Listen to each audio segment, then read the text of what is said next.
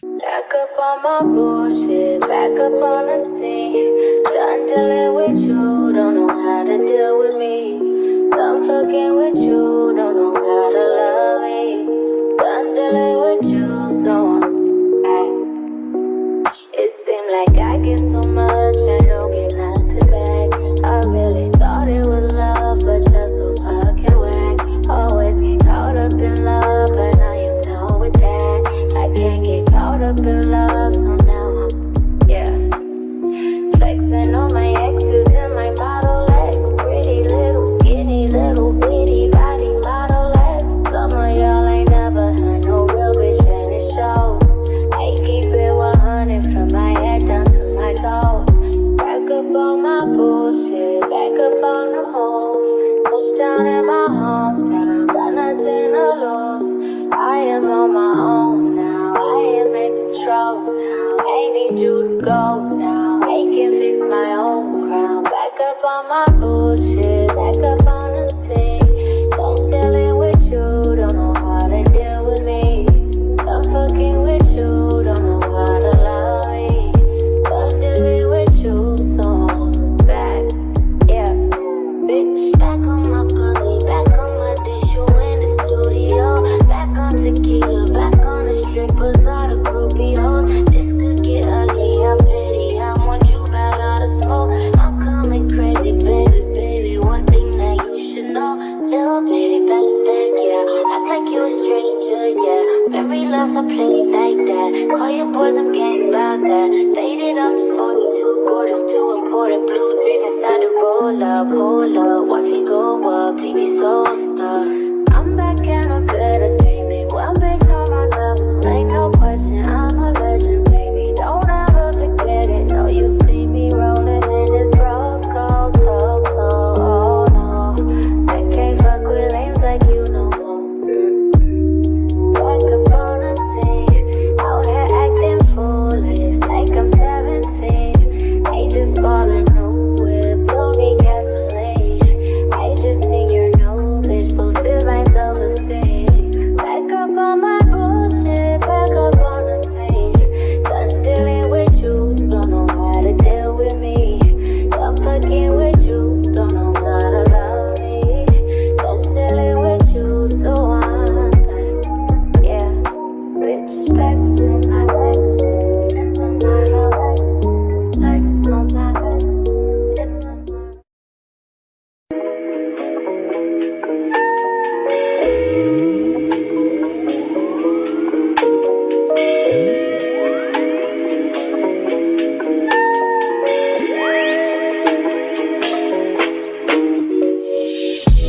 See my days are cold without you, but I'm hurting while I'm near you. And though my heart can't take no more, I keep on running back to you. See my days are cold without you, but I'm hurting while I'm near you. And though my heart can't take no more, I keep on running back to you. Baby, I don't know why you're treating me so bad. You said you love me, don't wanna bum me, and I was all you had. And all my heart is beating for you, and I can't stop crying. I don't know how I allow you to treat me this way, and still I stay. See my days are cold without you, but I'm hurting while I'm here. And my heart can't take no more, I keep on running back to you. See my days are cold without you, but I'm hurting while I'm here. And though my heart can't take no more, I keep on running back to you. Baby, I don't know why you wanna do me wrong. See when I'm home, I'm all alone, and you are always gone. Boy, you know I really love you, I can't deny. I can't see how you could bring me to so many tears after all these years. See my days are cold without you, but I'm hurting while I'm here. And though my heart can't take no more, I keep on running back to you. See my days are cold without you, without you, but I'm hurting while I'm here. Without you, no more, I keep on running back to you. I trusted you, I trusted you. So sad, what love will make you do. All the things that we accept, be the things that we regret. So all of my ladies, hear me, come on, sing with me. See, when I get the strength to leave you, always tell me that you need me. And I'm weak cause I believe you, and I'm mad because because I love you. So I stop and think that maybe you could learn to appreciate me. Then it all remains the same, that you ain't never gonna change, never gonna change, never gonna change. My days are cold, baby, and though my heart can't take no more, I keep on going back to you. See, my days are cold without you. And though my heart can't take no more, no more.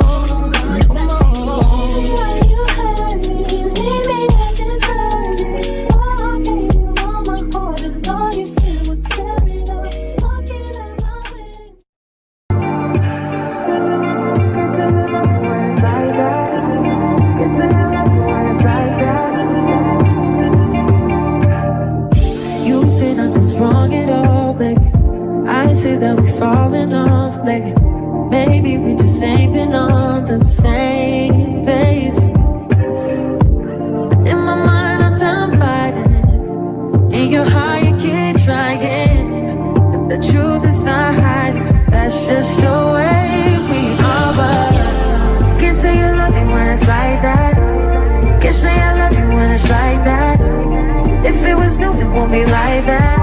To everybody else, it will just all be bad. But I love when we make up like that. And you love it when I make you mad. But maybe we just love like that. Yeah, maybe we just love like that. Times I don't want you around.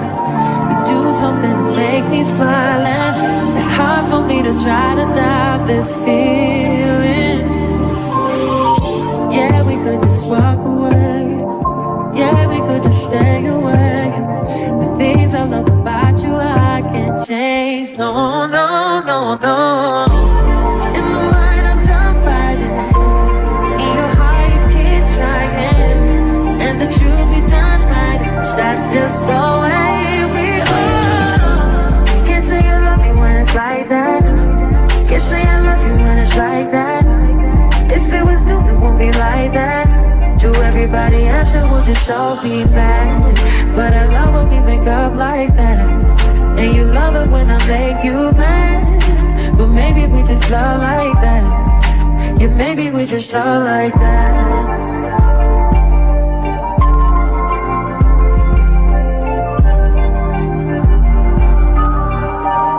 Can't say you love me when it's like that.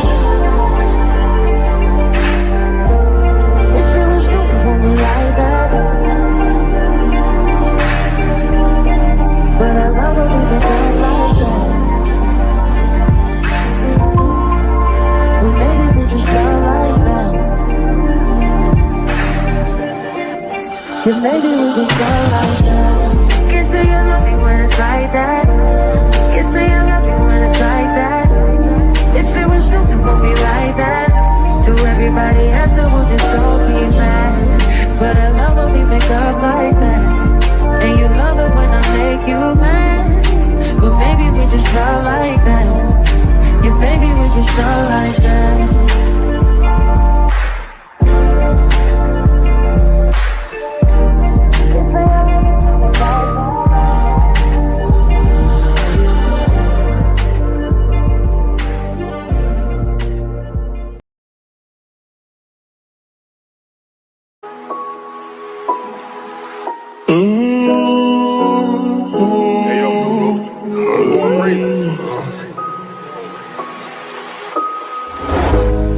Niggas ain't getting no money, tell them quit that cap.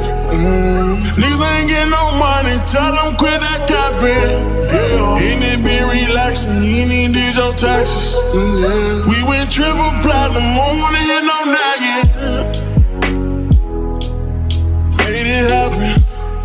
Young and out that bottom, but he made it happen. I don't wanna make no friends, put me to my hands. Who we think he is in that brand new Benz? They should've knew I was coming, just still a young and I knew I'd give me some money. Know I turn nothing to something, I look at your cousin, the youngest, he's me and running. I promise to keep it 100, keep it 100. You see me down in the house, so you got to respect me. Fuck you, give me my check, please. Young and chasing dreams, reaching for the stars. Had it all, but now I'm richer than I've ever been.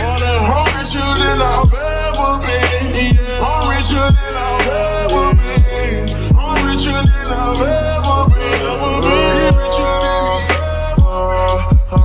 richer than ever. Whipping a Tesla, cars, hoes, etc. Hit them with pressure. My niggas won't let up. Tell them niggas to catch up. Wake up, got $1 million in diamonds that sit on the dresser. Run up that check now, flexing my muscles, I feel like cause we come from nothing, new rollies and plaques. Fake love, it was holding them back. Flashbacks while you pouring the yak. Since a young nigga, he just wanted to shot. Used to daydream about thumbing through racks. He tuck and get cold in the rack. Tears fall while he loading the strap. Seen it all, he just wanna relax. I'm richer than I ever been. Put my heart before the bag, worst shit I ever did. Gave you a second chance and you laugh again. Remember days I used to wonder will we ever win. Young and chasing dreams, reaching for the stars. See all you can be, either you gon' starve. Young and like that bottom body beat the odds. You lie, had it all. I'm richer than I've ever been. I'm richer than I've ever been. Yeah, I'm richer than I've ever been. Richer than I've ever been, he richer than he ever been, ever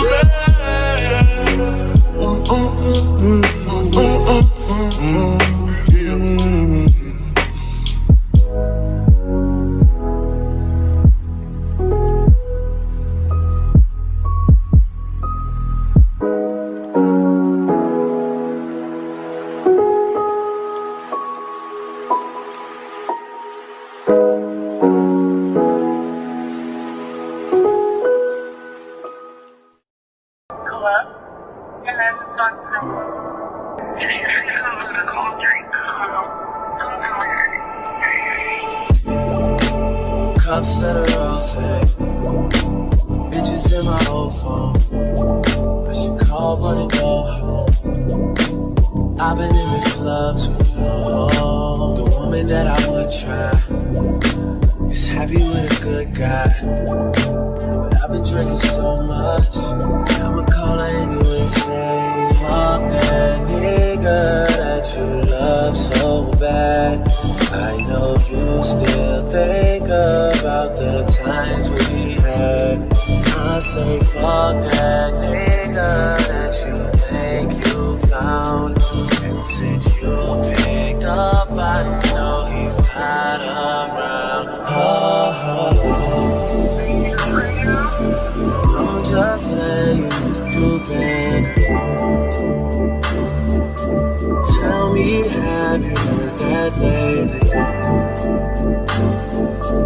I'm just saying do better. And I'll start hating only if you make it. Cups of the XO. All my people been here. I see all of my friends here. Guess she don't have the time to kick it no more. Flights in the morning. What you doing that's so important? I've been drinking so much that I'ma call you anyway and say, fuck that nigga that you love so bad. I know you still think about the times we had. I say fuck that nigga that you think you found. And since you picked up, I know he's not around. I'm just saying do better. Tell me, have you heard that lately? I'm just saying do better. And I'll start hating only if you make me.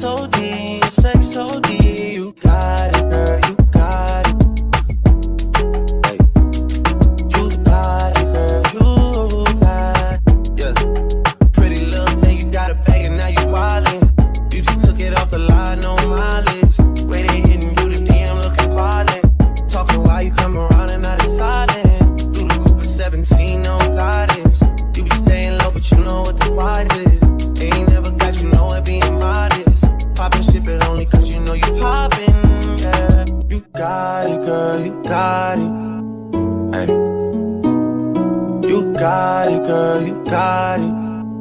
Hey. You got it, girl, you got it. You got it, girl, you got it.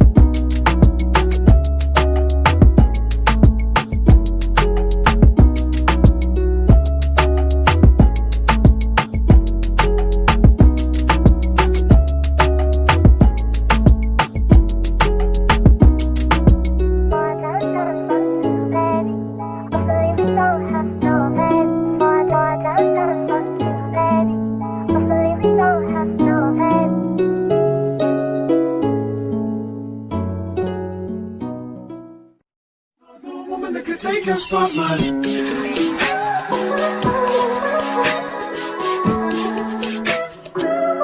If I wrote you a symphony, just to say how much you mean to me, what would you do? If I told you you were beautiful, would you date me on the regular? Tell me, would you? Well, baby, I've been around the world, but I ain't seen myself another girl like you. This ring here represents my heart, but there's just one thing I need from you. Say I do. Because I can see us holding hands, walking on the beach, our toes in the sand. I can see us on the countryside, sitting on the grassland side by side. You could be my baby, let me make you my lady. Girl, you amaze me, ain't gotta do nothing crazy. See, all I want you to do is be my love. So don't give away my love. So don't give away my love. So don't give away. Ain't another woman that can take your spot, my love. So don't give away my love. So don't give away my love. So don't give away. Ain't another woman that can take your spot, my love.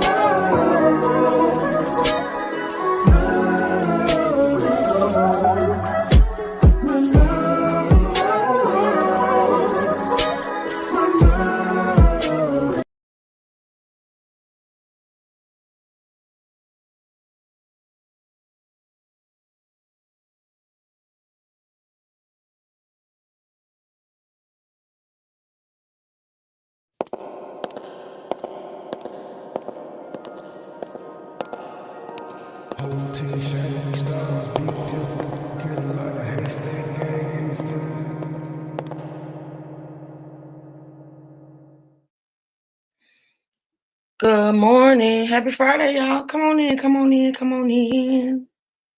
Y'all hit the like button on the way in. Happy Friday, everybody. Welcome, welcome, welcome.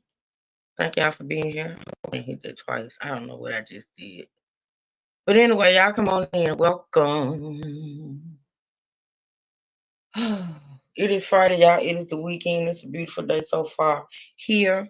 I hope all y'all are having a blessed, beautiful day. A happy Friday. Mm-hmm.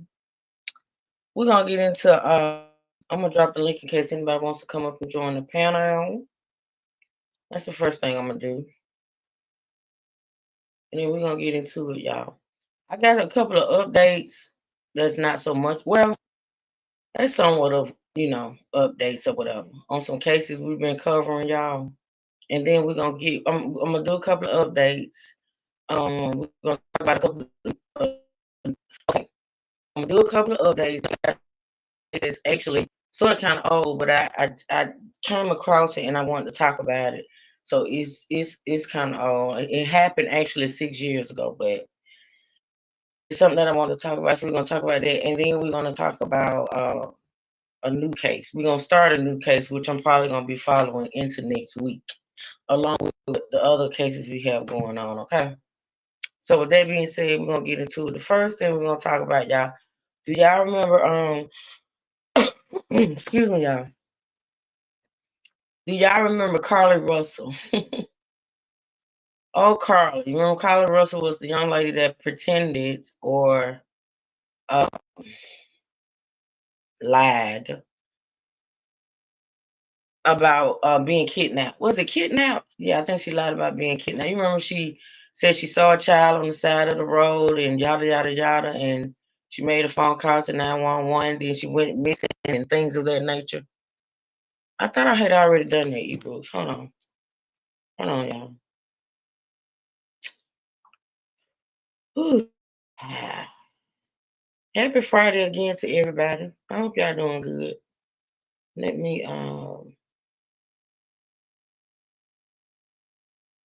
yeah, y'all make sure y'all should support the channel. Hit the like button, that's free. You can also support the Cash App.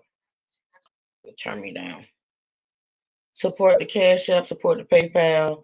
You can do super chat and super sticker. Thank y'all so much in advance. Okay. Um So yeah, Carly Russell. Well, no, actually, no. We're not gonna start off with Carly Russell. I'm sorry, she's on my brain, but we're gonna start off with an update on the Chanel Crosby case. Now, there's not a whole lot when it comes to that, but what I and Miss Monica's been off. I think Miss Monica has some things to handle. I'm gonna have to check on her this weekend and see what's going on and check on her and things of that nature. But hi Miss Gloria, but we're gonna talk about just a small little update in her case, okay? Because like I said, we're gonna continue to follow this one as well.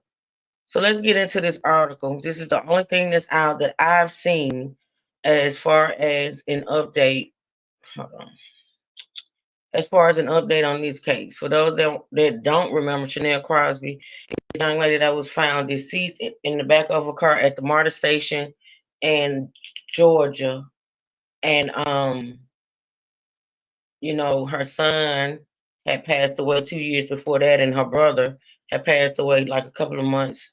I think the brother passed away first, and then the son, and then her. Okay. So let's get into this article. It's an update. And it's autopsy released for Atlanta mom found dead inside car 2 years after teen son. I can't talk. Teen son was shot to death. Okay. And for those that don't remember, there's her image and as well as her son. Hold on, y'all. What's up, Money Boy? So let's get into the article, y'all. The cause of death has been released for an Atlanta mother whose body was found inside a car more than a week ago. Chanel Crosby, 35, was found dead inside the back of a vehicle around 2 p.m. on July 19th in the area of the West End MARTA station, police said. The discovery of her body came a day after her family filed a missing persons report with the Atlanta Police Department on July 18th. Her family said she was last seen on July 14th. Her death came 2 years after both her 13-year-old son and her brother were both shot months apart in 2022. An autopsy report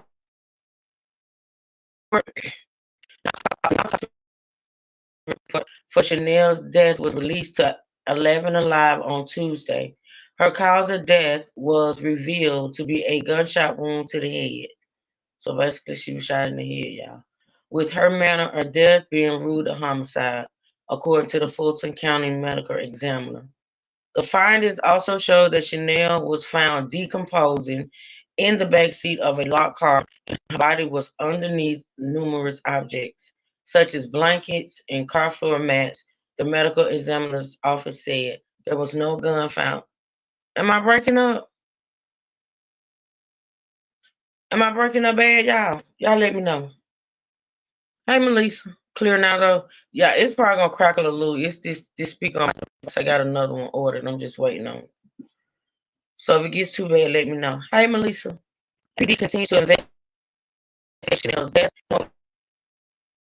The tip line at 404-577-TIPS or go online at www.stopcrimeatl.org or by texting CSA and the tip to crimes. Okay. So that's basically Oh, let me read this too for those that may not have been following the case with us. So this is background on Chanel's case, her brother and her son, right? Background on Chanel's brother. Okay. Chanel's death comes a little less than 2 years after her son, 13-year-old Jamarian Crosby, was found behind a townhome on Parkway Trail in Lithonia on September 19th, 2022. His death was ruled a homicide, and almost 2 years later, there have still been no arrests made in this case. 11 Alive's Caitlin Ross spoke to Chanel after the death of her son 2 years ago. She recalled the time when her son asked her to go with him to his 5th grade dance. Do I have a picture? I think y'all saw the picture, but I had here it is right here. Let me put this up. That's when she went to the dance with her son.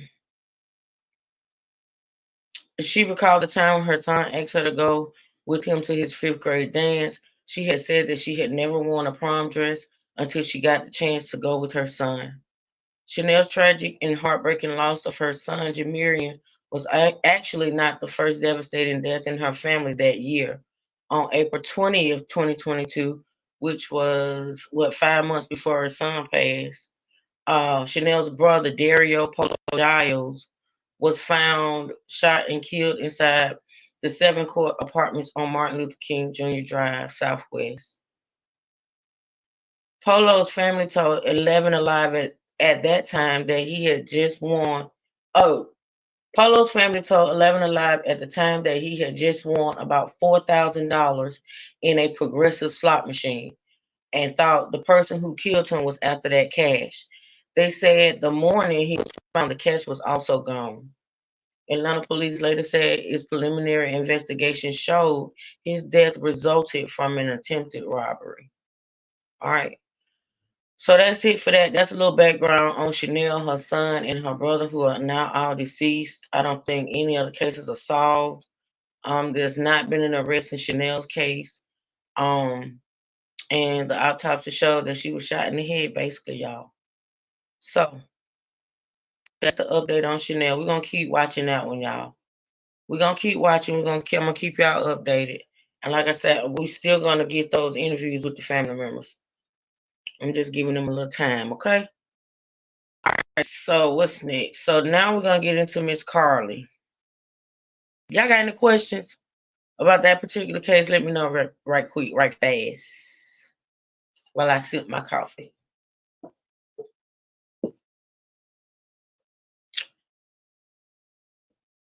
Okay, let's see, y'all.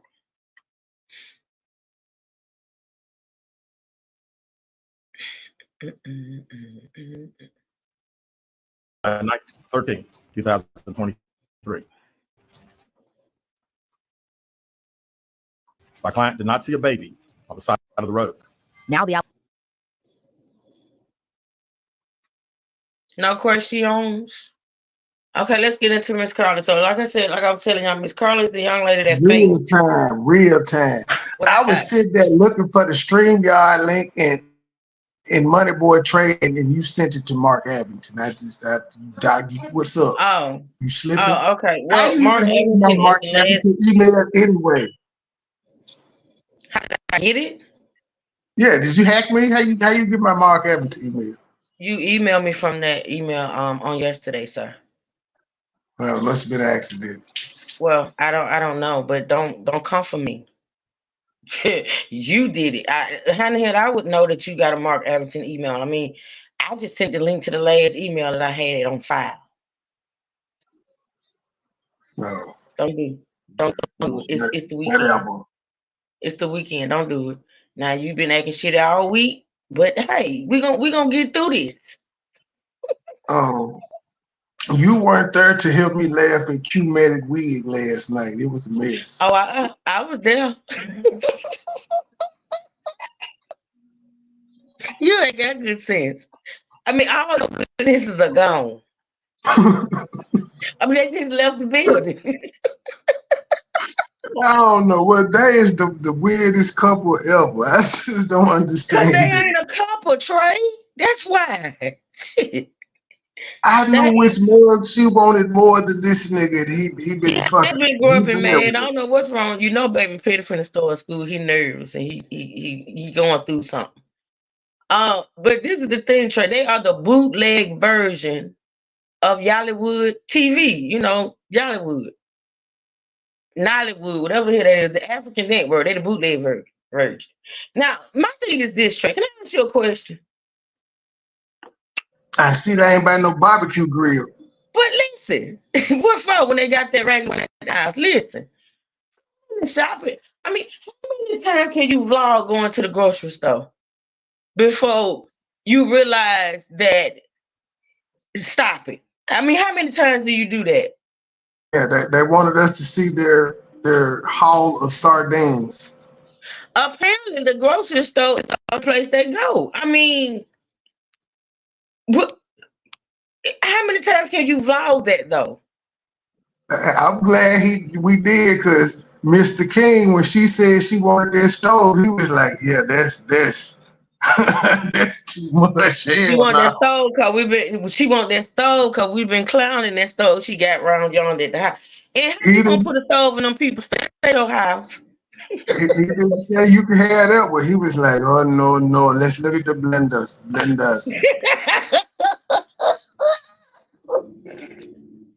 She thought she wasn't to buy no stove. She thought she wasn't to buy no for what? You in the hotel, they got that little stove, deal with it. Buy a stove for what? Try buy. Taking in the flies, and for me, I just can't do it. I cannot. Okay, y'all, back to the courtroom. Okay, so listen. Kylie Russell Ray behind tail, faked her kidnapping. How long ago has this been? It's been a minute. And we covered it, of course. And I think she ended up getting like probation or something like that. I don't even remember the whole details of it, but maybe they'll cover it in this little short video we're going to watch because we're going to update. Apparently, she is speaking. Kylie Russell speaks out after faking her own abduction. She says she is filled with hope. Okay. All right, so did I say this? Yeah, I did. Let's get into it, people. It was a case that stunned the nation. Claimed that the man then picked her up and she screamed. She stated he then made her go over a fence. She claims he then forced her into a car, and the next thing she remembers is being in the trailer of an 18-wheeler. There was no kidnapping on Thursday, July 9th, 13th, 2023. My client did not see a baby on the side of the road. Now the Alabama woman who was at the center of the kidnapping hoax is speaking out after more than a year. Anytime you hear of an individual claiming they were abducted and then finding out later that this was simply false is troubling. Carly Russell was 25 years old when she called 911 and then spoke to a family member saying she saw a young child walking on the side of an interstate in Hoover, Alabama, just outside of Birmingham. She told her sister-in-law she was pulling over to check on the child. With the phone call still remaining open, she never returned to the phone, but her sister-in-law heard a scream before the phone went silent. Officers would arrive to the location where she placed the call, and that's where they would discover Carly's red Mercedes with the engine running along the interstate. However, police were unable to locate Carly or the child in the area. The car door to Carly's car was found open, with some clues left behind, including Carly's cell phone. Officers noted during their investigation no children had been reported missing in the area. Her disappearance sparked a frantic search effort to locate the missing nursing student, and police even offered a $25,000 reward. But then a remarkable development in the case. Carly returned home on foot nearly 49 hours after making the 911 call. While her return would be a huge relief for Carly's family and loved ones, investigators quickly began to discover something wasn't right, as they would say they were unable to verify most of her story and initial statement. During a press conference 4 days after her return home, Hoover Police Chief Nick Gersas announced on the day Carly made the 911 call, she left work shortly before 8:30 p.m. But surveillance footage would reveal to investigators she stashed some interesting items in her car prior to her disappearance. Surveillance video from her place of employment shows Carly concealed a dark-colored bathrobe, a roll of toilet paper, and other items belonging to the business prior to her departure. She ordered food from Taziki's at the Colonnade and traveled there. She then traveled to Target on 280, where she purchased some granola bars and Cheez-Its. From there, she remained in the parking lot at that shopping center until 9:21 p.m. when she drove to I-459.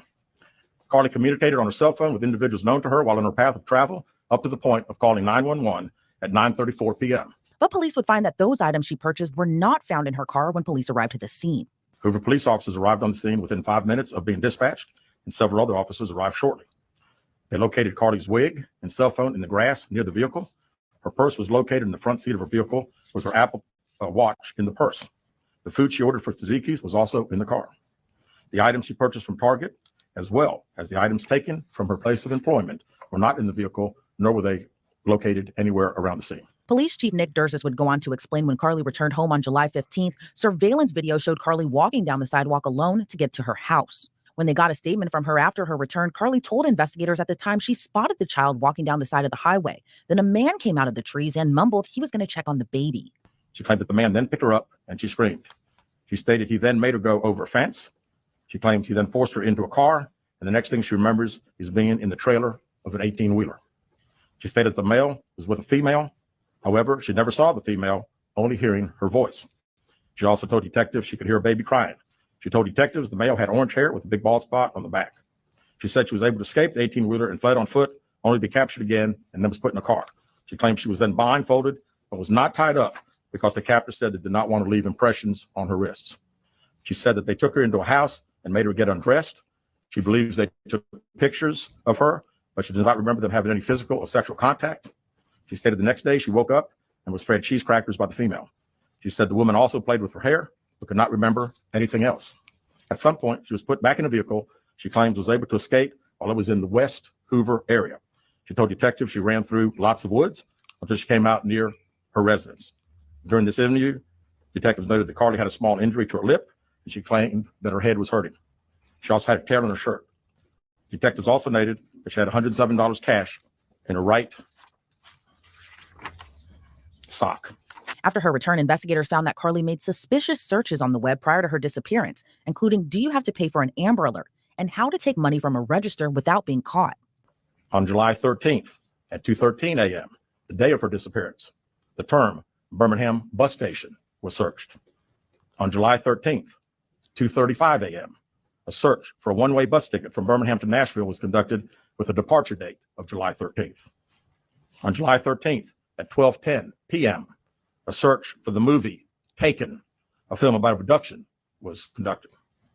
There were two searches related to Amber Alerts on a computer at Carly's place of employment, including one regarding the maximum age of an Amber Alert. Although police were able to get Thank you, Miss Margie. She said that helpful lie so bad for nothing. Right. You could tell by her mugshot, Miss Margie. Remember, she was smiling in a mugshot. She was smiling like, taking a picture for Candy Campbell and things of that nature. We all knew something was off about her, and something still off about her. She probably got a little counseling or something, because I don't think she got into jail time, but I don't remember. We finna listen. But thank you, boo. Thank you for supporting the channel. I appreciate an initial statement from Carly. They tried for a second time. However, they weren't granted a second interview, prompting many questions at the time to be left unanswered. That is until less than a week later, when police received a statement sent by Carly's attorney, which would reveal the entire so-called kidnapping was actually a hoax. My client has given me permission to make the following statement on her behalf. There was no kidnapping on Thursday, July 13th, 2023. My client did not see a baby on the side of the road. My client did not leave the Hoover area when she was identified as a missing person. My client did not have any help in this incident, but this was a single act done by herself. My client was not with anyone or any hotel with anyone during the time she was missing. My client apologizes for her actions to this community, the volunteers who were searching for her, to the Hoover Police Department and other agencies as well, as to her friends and family.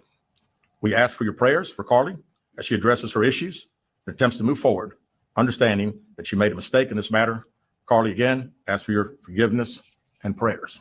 Anytime you hear of an individual claiming they were abducted and then finding out later that this was simply false is troubling. And we've heard about this several times over the past several years.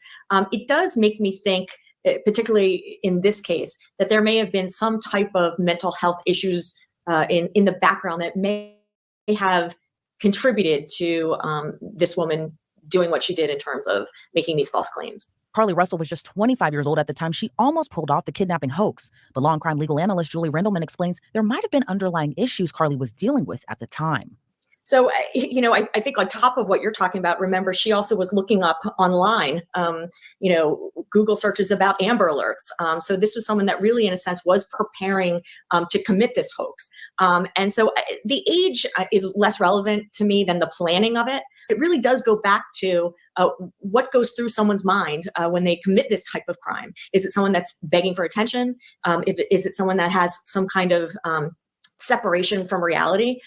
Because it really did seem to take quite an effort on her end to commit the crime that she did. It's still unclear to this day where Carly was during her missing 49 hours, but Carly herself would reveal more into her mindset nearly a year later, as she spoke out for the first time since the kidnapping hoax in a post to social media. As she celebrated her 27th birthday, she wrote, "I wasn't going to make a birthday post, but I would be remiss not to publicly acknowledge the goodness God has shown to me. He not only allowed me to see another year, but he changed the trajectory of my life from the negative place I was in this time last year. To those who have been there for me, your kindness and support have meant the world to me. Whether it was a text, call, direct message on social media, post, prayer, thoughtful gift, or words of encouragement, nothing was too little, and each helped me to fight to live another day.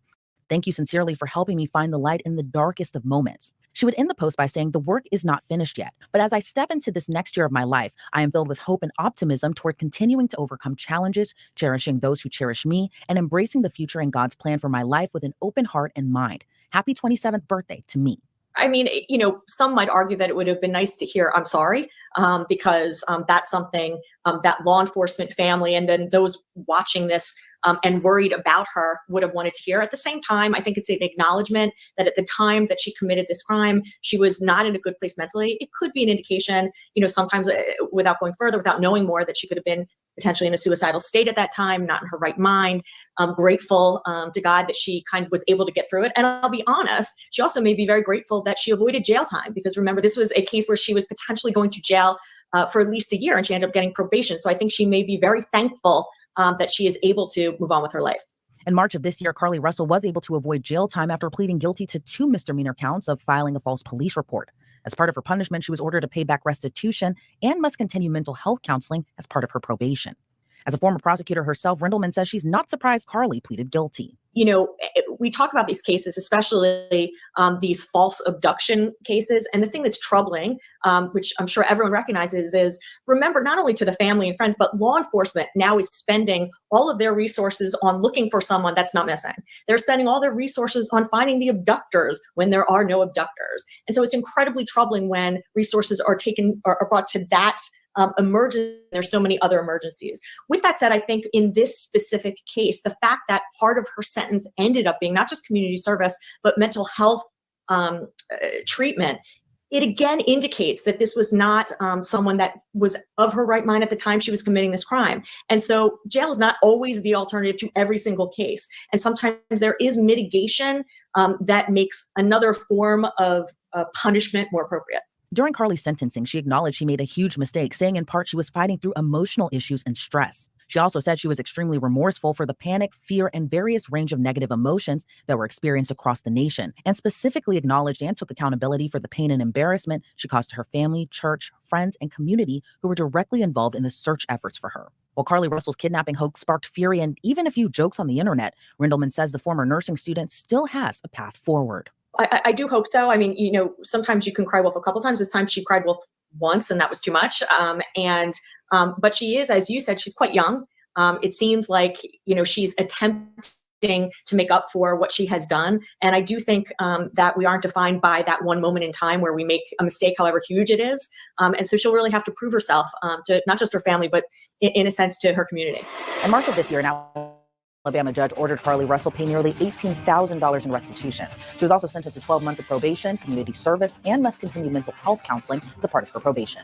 Reporting for Law and Crime, I'm Elizabeth Milner. All right, y'all. Hey, Candy.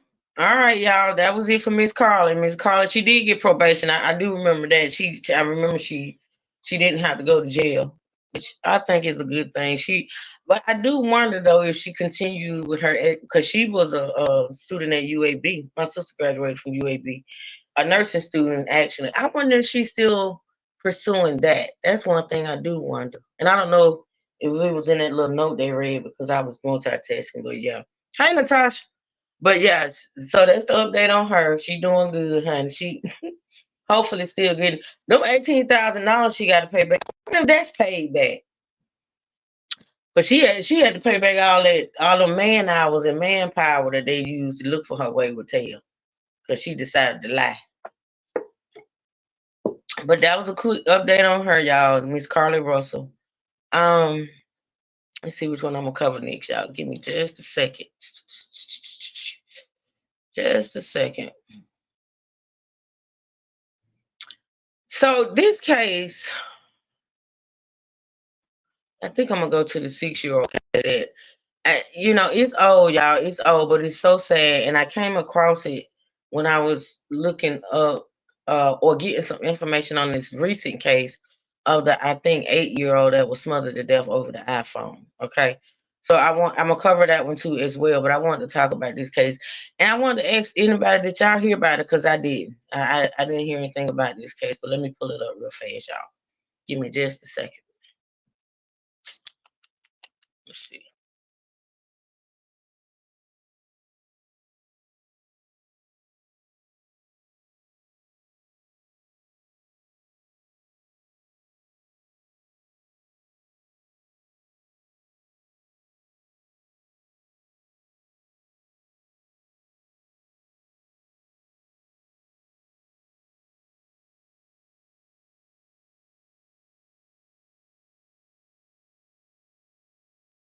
Hey, Shay. Y'all please hit the like button, please, and thank you. Thank y'all so much for being here. I appreciate it. I really do. So it was a 14-year-old, y'all. It's the case of a 14-year-old, okay? And I think this is pretty sad.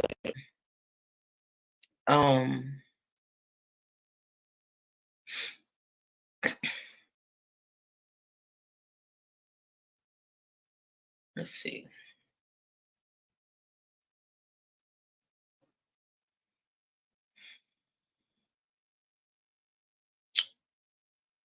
So, 14-year-old, the 14-year-old who was viciously, well, the 14-year-old was viciously stabbed to death by her best friend at a sleepover. True, your likes is liking. Thank you, Miss Margie. Thank you, baby, for letting me know. I appreciate that, y'all.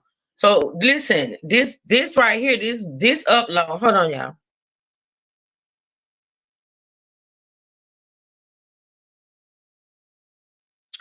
This upload right here, and if I can get a mod, I don't know if I have a mod. Let me see. I don't know if I have a mod in here. I don't know if I have a mod. Hey, Silas, ahora, Silas. But this video was dropped 2 days ago, but this case is actually, I think, like 6 years old. The title of the name of the channel is Death List, DATHLIST. If I can get a mod. Okay, ebooks, drop the link to this channel for me. It's Death List. D is one word, DEATHLIST. The video was dropped 2 days ago, and it's entitled "The 14-year-old Who Was Viciously Stabbed to Death by Her Best Friend at a Sleepover." Okay, and I don't, like I said, I don't remember hearing about this. If I did hear about it, I forgot about it. The 14-year-old's name was Nyla Lightfoot. Okay, Nyla Lightfoot. Let's listen. Let me do the settings. Has any just from the name? Did y'all hear about this? Thank you, Bruce. Did y'all hear about this case? Anybody? Well, me either. Okay. A 14-year-old girl has been stabbed to death during a fight in...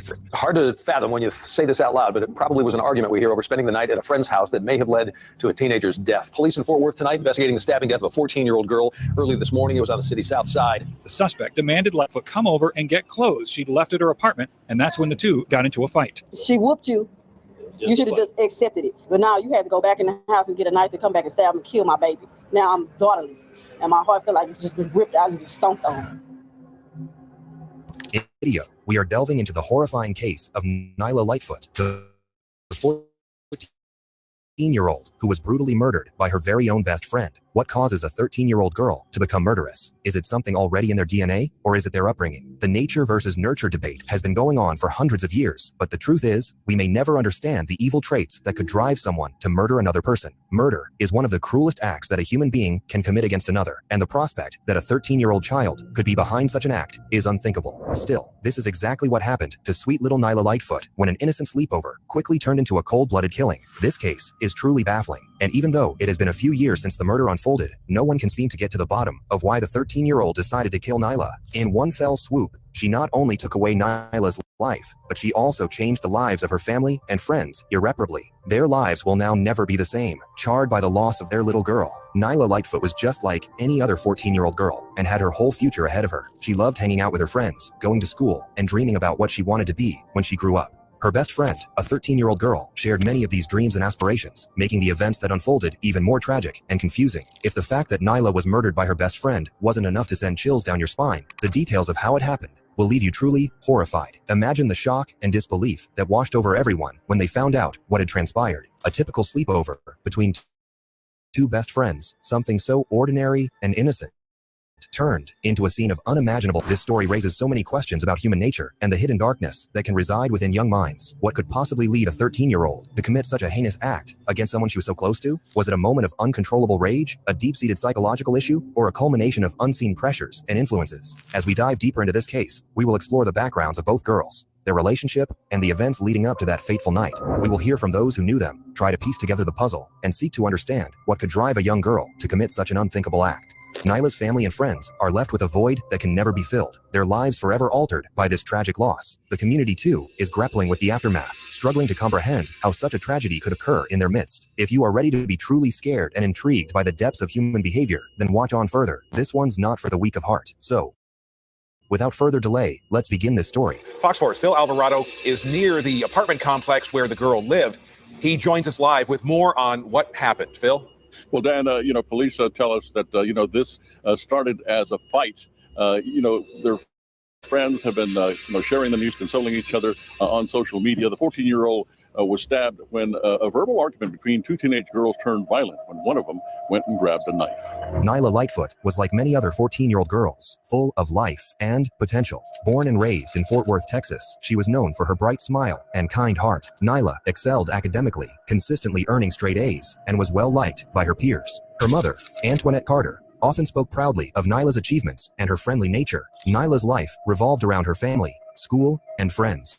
She enjoyed spending time with those close to her, always eager to help others and make them laugh. Her teachers described Nyla as a dedicated student who participated actively in class and showed a natural curiosity for learning. Outside of school, she was involved in various extracurricular activities, including the school choir and soccer team. Her peers admired her not just for her academic, but also for her inclusive and warm-hearted personality. Nyla was the type of friend who would stand up for others, a trait that made her beloved by many. Among Nyla's friends was a 13-year-old girl whose name remains undisclosed due to her age. The two had a typical teenage friendship filled with moments of laughter and occasional disagreements. They were known to be on and off friends, as described by Antoinette Carter. Despite the ups and downs, Nyla's mother allowed the friendship, believing it was just part of growing up. The 13-year-old girl came from a troubled background. Her family had moved multiple times across different states, largely due to her behavioral issues. Reports indicated that she had difficulty managing her anger, leading to frequent conflicts at home and school. Despite these challenges, the bond between her and Nyla seemed genuine, albeit tumultuous. But prosecutors pointed to the suspect's anger problems.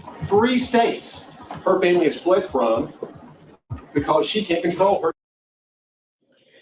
Mind you, y'all, she was 13, y'all. She was 13 when this happened, and she was she was charged as an adult.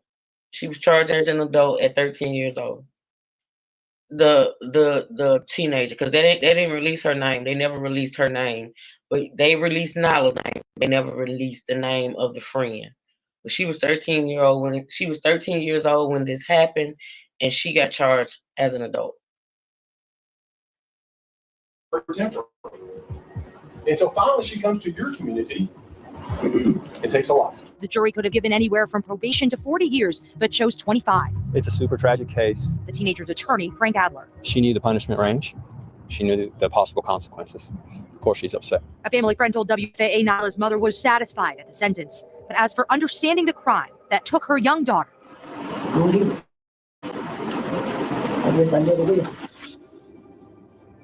The tragic events leading up to Nyla's death began with a sleepover. The 13-year-old wanted to spend the night at Nyla's house, but Antoinette said no. This seemingly minor refusal set off a chain of events that would end in unimaginable horror. The 13-year-old felt slighted and became increasingly insistent, leading to a heated exchange. The night of the incident, the 13-year-old demanded that Nyla come over to her apartment to retrieve some clothes she had left behind. This demand escalated into a heated argument. Around 4 in the morning, what started as a verbal confrontation turned violent. According to reports, the argument spiraled out of control, resulting in the 13-year-old. Wait a minute, hold on, cause see, didn't they just say that? Hold on, let me back it up, cause see, I'm not understanding why these young kids are out at 1, 2, 3, 4, 5 o'clock in the morning. Like, I'm not getting it. Let me back this up. Let me make sure I heard this right. Did I go too far? I guess I never did. The tragic events leading up to Nyla's death began with a sleepover. The 13-year-old wanted to spend the night at Nyla's house, but Antoinette said no. This seemingly minor refusal set off a chain of events that would end in unimaginable horror. The 13-year-old felt slighted and became increasingly insistent, leading to a heated exchange. The night of the incident, the 13-year-old demanded that Nyla come over to her apartment to retrieve some clothes she had left behind. This demand escalated into a heated argument. Around 4 in the morning, what started as a verbal confrontation turned violent. According to reports, the argument spiraled out of. So the 13-year-old wanted to spend the night at Nyla's house. Nyla mom says no. So then the 13-year-old told Nyla, basically, since I can't stay at your house, come over here to my house and get these clothes you left over here. Right? So Nyla goes to go get the clothes, but this man just said it was 4 o'clock in the morning. I was out there late at that age, but 13, 14 years old man. Child, I could never. 4 o'clock in the morning? I'm not understanding that. No, ma'am. A little girl? No, ma'am. I'm not understanding that. Control, resulting in the 13-year-old grabbing a knife and attacking Nyla. Jason, I know you talked to a lot of people today. Friends of the victim in particular told you that she was not really one to get into fights. Arguments, yes, Doug. Fights, no. But it appears it was a fight with another girl inside one of these apartments that led to Nyla Lightfoot today being stabbed in the neck and chest area and dying here early this morning. The 14-year-old went to school at a middle school just down the road, H.S. Stevens Middle School, where students just finished the school year last week. A couple of her classmates told me that the other girl involved in this incident is one of Lightfoot's close friends. They argue, the girls told me, but it has never ended up in a fight like it did this time. Auntie wanted to spend the night at Nyla's house, but Nyla said she couldn't have company, and went home, and she told her to come get her clothes, or she was gonna bleach them, and I guess Nyla went to her house, and she tried to get her clothes, and they started fighting, and stabbed her. The confrontation was intense. Neighbors. I hate to say it, but I'll be on the bus at 8:15 in the morning, no matter how late I was out, if I was suspended. This seemed like the girl called her over there to do what she did, or at least called her over there to fight her. That's what it sounds like to me. Cause why? Okay, if she came over there to get her clothes like you told her to, why did y'all get into it? And why did you grab a knife? Like, did you call her over there to fight her? It sounds like she called her over there to do that, y'all. Recounted hearing raised voices and sounds of a struggle. Nyla fought back, but she was overpowered. The brutality of the attack left her with multiple stab wounds, primarily to her neck and chest. It was a horrifying scene that no one could have anticipated. Ms. Lynn, where are the parents at 4 o'clock? I'm not understanding these stories. These stories are not making sense to me. Honestly, they're not. Where are the parents at 4 a.m.? At 4 a.m. This is a 13 and a 14-year-old, y'all. That girl left home and went to this young lady's house. And like you say, what was her parents?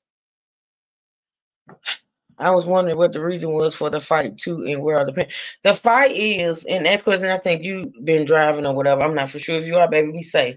But listen, so the whole thing started with the 13-year-old wanting to spend the night at Nyla's house, who's 14. Nyla's mother said no, right? You can't have company. So the 13-year-old had to go home. She gets home and calls Nyla and said, "Come," because apparently they probably spend the night at each other's houses all the time.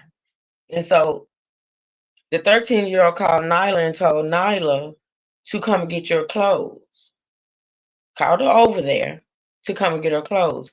So Nyla gets over there, they get into it, they fight, they argue, and she, stabs her, but it's 4 o'clock in the morning. It's 4 o'clock in the morning. These are 2 young ladies, 13 and 14. Okay? It ain't making sense to me, y'all. I was definitely up at 3 or 4, but I was in the down. Yeah, I didn't know. Listen, I wasn't even at no. I guess my family is a different breed, or my parents and me and my daughters are a different breed, because it ain't all that spending the night. Listen, if it's just what going on. They're spending the night at friends' house and stuff, because it was so much. It be so much going on.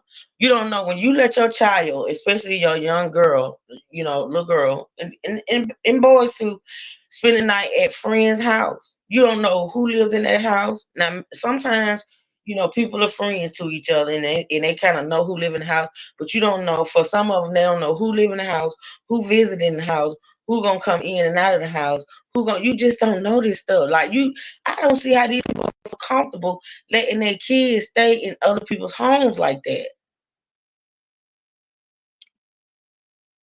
I don't understand it, because we couldn't do it. Sleepover week, no. Not unless it was cousins. It had to be cousins. It was just totally different. You want to spend the night at no random friend house talking about she your friend from school. And I don't know who stay in the house, who come through the house, what go on in the house. It's just, to me these days, it's just not adding up. Sad. From 2 young teenagers. The aftermath of the attack was gruesome. Nyla was found with multiple stab wounds, a testament to the brutality of the attack. She was quickly taken to JPS Hospital, where she was pronounced dead. The apartment complex on Peyton Lane, where Nyla lived, became a scene of shock and grief as neighbors and friends struggled to comprehend the horror of what had just occurred. A police report says the fight happened about 4 in the morning. 14-year-old Nyla Lightfoot was taken in an ambulance to JPS Hospital, where she died. Police say I wonder if that lady knew Nyla had left that house. Her mama. I wonder if Nyla's mama knew she had left that house at 4 o'clock in the morning, y'all. And honestly, in my gut, I hope she Now we know teenagers will sneak out. I wasn't one of them. I wasn't. We do know teenagers will sneak out. That's just weird. People in my era not letting their kids sleep over. That's what we did. Kids will sneak out, but going to get some clothes that she said she was gonna be one that serious, baby, because them clothes could have been replaced. You can't be replaced.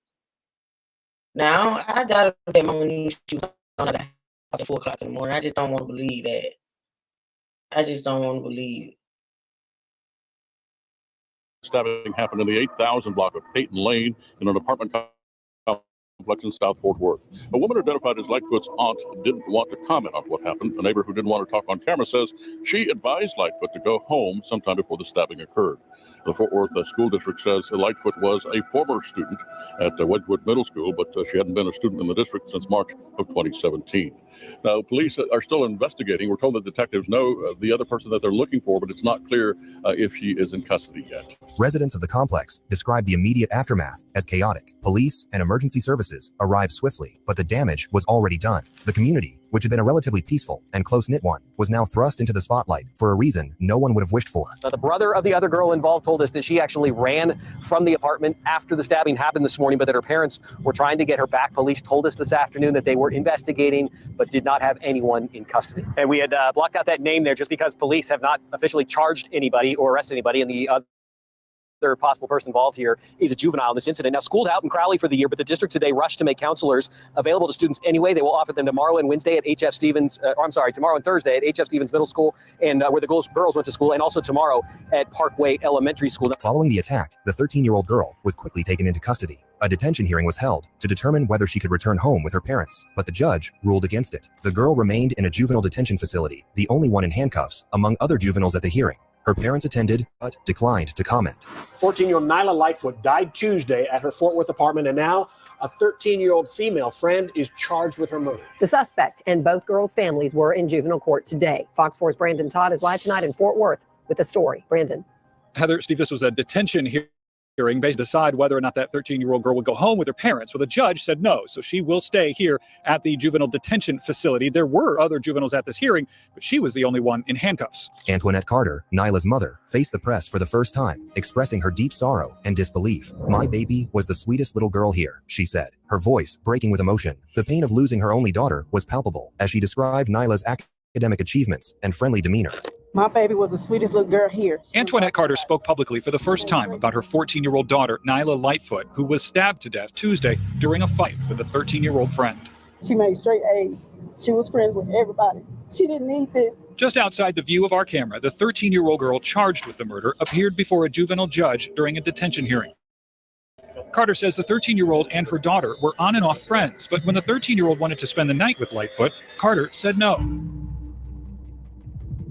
13-year-old's family, grappling with their own turmoil, faced intense scrutiny from the public. They, too, were dealing with the shock of the situation. Their daughter, now known for her violent outburst, was at the center of a legal and emotional storm that no one could have predicted. The legal process for the 13-year-old suspect was complex. Texas law stipulates that a child must be at least 14 years old to be tried as an adult. Juvenile court attorney Trent Lofton explained that while the 13-year-old could not be tried as an adult, the Tarrant County District Attorney's Office was known for being aggressive in prosecuting juvenile cases, especially those involving serious crimes like homicide. The parents of the 13-year-old were at the detention hearing but declined to comment.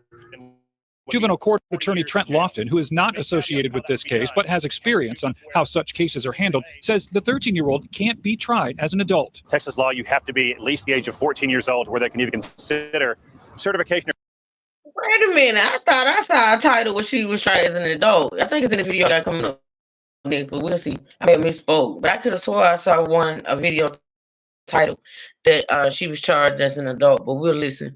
A little bit times have changed, yup. When I was coming up, when they said a village, we had a village. These new parents are busy trying to be their kids' friends and sleeping with their kids' friends and clubbing with their kids' friends and their kids and all this. It's just totally different. Totally different. All right. They're transferring you to an adult court. The Tarrant County District Attorney's Office has been historically aggressive when it comes to prosecuting individuals in a juvenile matter, especially in the case where a homicide or a murder is involved. During the detention hearing, the judge's decision to keep the girl in custody underscored the severity of the crime. The suspect's family, grappling with their own turmoil, remained silent publicly, adding to the community's tension and confusion. The legal proceedings were closely followed by the media and the public, each development adding another layer to the tragic narrative. The murder of Nyla Lightfoot sent shockwaves through her community. Vigils were held, and residents gathered to support the grieving family. Patricia Allen, founder of No More Violence, stepped in to provide emotional and logistical support to the Lightfoot family. The organization's efforts included community gatherings and providing meals, aiming to show that the family was not alone in their grief. This is where Patricia Allen steps up. The founder of No More Violence helps support families who've lost children to acts of violence. That's where the support come in to let them know that they're not walking on this journey by themselves. On Monday, that support came with lunch, with over 1,000 hamburgers provided by In-N-Out, feeding the body. There you go, right there. Have yourself a drink. If you need drink here, just let us know. And Reverend Kev Tatum adds, the soul too. This community needs you, Lord. They've been seeing so much pain, so much hurt. Latoya Holt stopped by for lunch, knowing full well why this event came to her South Fort Worth community. It was painful to have my kids come in and tell me about it and saying that was their friend and reminding me of who she is. The 13-year-old that Fort Worth police say attacked Nyla Lightfoot is now in juvenile custody. But it's Tatum's prayer. We kill with kindness, not with guns or our tongues or our fists, but with kindness. That an opportunity to talk about trauma and grief over lunch can begin to heal the wounds over losing a child to violence. How's the family coping? Oh man, we never heard no like these. So some people don't even have your paperwork right. They offer 40 years off the top. So these 40 years ago to trial. So it was scary, yeah, man. It was shocking. Nyla's grandfather, echoing the community's sentiments, hoped for justice. "We just want justice," he said, urging for prayers and healing for everyone affected. The sorrow was not confined to Nyla's immediate family. Friends, neighbors, and schoolmates were all deeply impacted. Schools in the area provided counseling services for students struggling to process the loss of their friend and classmate. The grandfather of Nyla Lightfoot hopes prosecutors seek the maximum penalty a juvenile can face. We just want justice. Everybody need prayer. That's all I have to say. Just pray for everybody. Don't wish nothing bad on nobody. Just want justice to be served. Now, the attorney for that 13-year-old girl was also not ready to comment, but he did say that the case will have to go to a grand jury as part of the legal process. This tragic case has left many questioning the psychological and social factors that could lead a young teenager to commit such a violent act. Was it a moment of controlled rage, or were there deeper issues at play? Friends and neighbors described the 13-year-old suspect as having a history of anger problems. Her family had moved across 3 states due to her inability to control her temper, indicating long-standing behavioral issues. Psychologists suggest that a combination of factors could contribute to such violent behavior and use. These include family dynamics, previous trauma, mental health issues, and social influences. The 13-year-old's troubled background might have played a significant role in her actions, raising concerns about the effectiveness of the support systems in place for at-risk youths. As the case moved to trial, tensions ran high. Extra security was required in the courtroom due to the intense emotions and potential conflicts between the families. The trial revealed disturbing details about the 13-year-old's past behavior and the severity of her actions on that fateful night. In the end, the now 14-year-old girl was sentenced to 25 years in a juvenile detention facility, the maximum penalty given her age. The courtroom was filled with raw emotion as Nyla's mother spoke directly to her daughter's killer, expressing the deep void left by Nyla's absence. "You took my child, my only girl, leaving me with a hole in my heart," she said. She treated you like a sister that she did not have. You took my child, my own girl, leaving me with a hole in my heart. Nyla's mother spoke directly to her daughter's killer in juvenile court Friday, a girl who stabbed Nyla to death while fighting over a sleepover. He blessed me with an angel, and he took her. It was a tense trial. Extra security had to be brought in because of issues between the families. But in the end, the girl, That's probably not the news that we hear. now 14, was sentenced to 25 years behind bars for murder. We aren't showing or identifying her because she was charged as a minor. Her mother told the court how her daughter mourns Nyla's death. Yeah, to a point where she wanted me to get her phone and just play videos of her Nyla just to hear her voice. The sentencing, while providing some measure of justice, could not undo the tragedy. It marked the end of a painful legal journey, but also the beginning of a long path to healing for everyone involved. The sentencing brought some closure, but the pain and confusion linger. Reverend Kev Tatum, speaking at community gatherings, emphasized the need for healing and kindness. "We kill with kindness, not with guns," he said, advocating for a community united in compassion rather than divided by violence. Community efforts to heal included counseling sessions, support groups, and public forums to discuss ways to prevent such tragedies in the future. The emphasis was on building a stronger, more supportive environment for young people, recognizing the signs of distress early and providing the necessary intervention. The impact of Nyla Lightfoot's death is felt deeply and widely. For her family, the loss is a daily reality, a constant presence of absence. For her community, it serves as a stark reminder of the potential for violence that can exist even among the youngest members. The case has prompted discussions about juvenile justice, mental health support, and the importance of community vigilance. 2 mothers in agony. We watched the raw emotions play out in court today as a 14-year-old girl was sentenced to 25 years behind bars. She murdered her close friend last year during an argument in South Fort Worth. This is a picture of the victim. Lauren Zakalik reports on 2 families ripped apart by tragedy. Her name was Nyla Lightfoot, and she was just 14 years old when she died at the hands of her 13-year-old best friend. Since Nyla's death, schools in the area introduced more robust anti-bullying programs and conflict resolution training, aiming to equip students with the tools to manage disputes without resorting to violence. There has also been a push for better mental health resources in schools, ensuring that children who display signs of distress or behavioral issues receive timely and effective help. Fort Worth apartment complex still reeling from the murder of a middle schooler at the hands of another teen. Well, they're now coming together at that apartment complex. Little Nyla Lightfoot was stabbed to death last month, and now the Sycamore Point Apartments wants to heal them. Our David Goins explains. Nyla Lightfoot was like just about any 8th grader. She made A's and B's.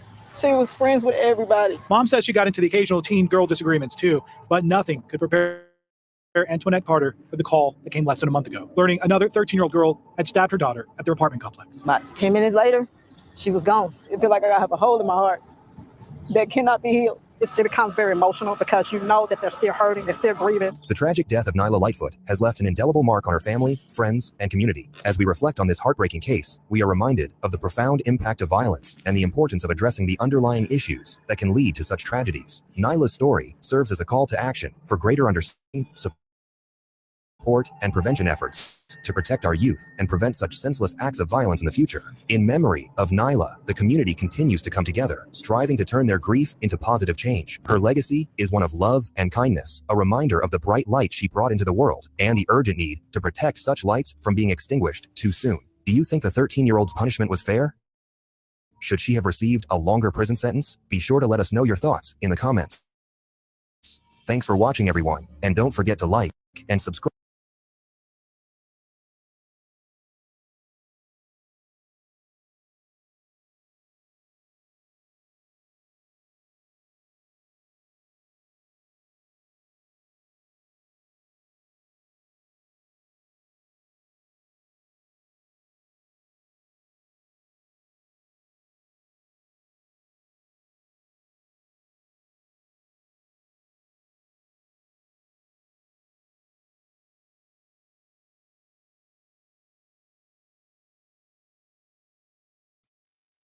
Y'all, I've been talking on mute. I'm sorry. Again, I've done it again. But listen, so I'm gonna pull up this next clip because I could have swore I heard them say she was charged, but she got 25 years, y'all, for murder. And but my thing is she's in a juvenile facility, and they said she was given 25 years in that juvenile facility. But that don't girl make sense. has been stabbed to death during a fight in Fort Worth. Honestly, Hard to fathom when I you think they're say gonna this put out her loud, but in it probably was an a argument we hear dope over spending the night. Oh, hush. Hold on, y'all. Let me pull up this clip. That's sad. I just don't understand. And that baby, let me tell you something. That 13-year-old that did that, she got failed. She was failed again. Cause see, me as a parent and my child is acting out so bad that I'm having to move. First of all, I ain't finna move no damn well. Like, okay, so the baby got issues. She angry. She this and that and the third. What you moving for? What is moving gonna do? I don't know why people just don't have common sense. If you got a child that has anger issues so bad that you're having to move from state to state, why not just sit down? Why are you moving? What is moving gonna do? So apparently she must have was getting in trouble. Every time she would get in trouble, maybe they would move. I don't know, but it don't make sense to me. Like, honestly, none of it makes sense. You got a child that's troubled or is angry, getting into trouble, and got anger issues, and you moving instead of getting the baby some help? Crazy. Two mothers in agony. We watch the But raw. yeah, every time you move, she continues to get it. And see, I can guarantee you that was what happened with that child was an escalation, right? It started out, her just probably arguing and acting out, and it just escalated. Every time they move, it escalated. So eventually, she took that baby's life. But y'all sitting around moving. What the heck? What is moving gonna do? Y'all, some of these kids don't have a chance. Just don't have a chance. So this is a 2-minute clip of when she got sentenced. When the 13-year-old got sentenced. And like I say, y'all, this case happened 6 years ago. I felt in my spirit to talk about it because it's another prime example of, like I said, children being failed. It's ridiculous. Two mothers in agony. We watch the raw emotions play out in court today as a 14-year-old girl was sentenced to 25 years behind bars. She murdered her close friend last year during an argument in South Fort Worth. This is a picture of the victim. Lauren Zakalik reports on two families ripped apart by tragedy. Her name was Nyla Lightfoot, and she was just 14 years old when she died at the hands of her 13-year-old best friend. She treated you like a sister that she did not have. You took my child, my own girl, leaving me with a hole in my heart. Nyla's mother spoke directly to her daughter's killer in juvenile court Friday, a girl who stabbed Nyla to death while fighting over a sleepover. He blessed me with an angel. And he took her. It was a tense because of issues between the families. But in the end, the girl. That's probably not the news that we hear.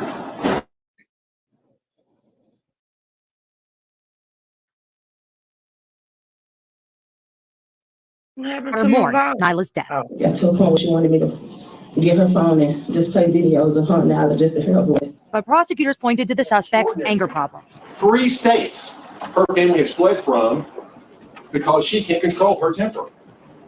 And so finally she comes to your community.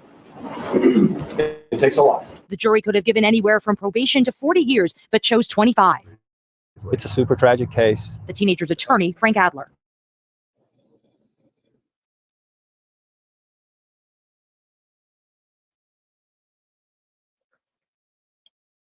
Hold on, I don't know. Okay, it froze up. Let me push play. Hold on. Young daughter. I guess I never will. In Fort Worth, I'm Lauren Sakalik. All right, that's it on that. So I just wanted to see if anybody had heard about that case. Because like I said, I did not hear. If I did, I don't remember. But that's sad. And 3 states, y'all. 3 states. And the way the prosecutor put it, like they flee away from 3 states, which means the girl probably got in trouble, and they was leaving to keep her from paying the consequences. From what it sound like to me, but hey, I don't know. That's just crazy, y'all. That's crazy. All right, let's move on to the next. Hold on, y'all. So this one is more recent. I think it happened. Is it 2 weeks ago? A 14-year-old Or maybe I'm thinking about girl the other has case. been stabbed to death during a fight in Let me pull it up. Hard to fathom when you say this out loud, but it probably was an argument we hear over spending the night at a friend. Let's see. Yeah, these cases with these were getting me though, for real. I ain't gonna lie. It's ridiculous. Here we go. 12-year-old caught smothering.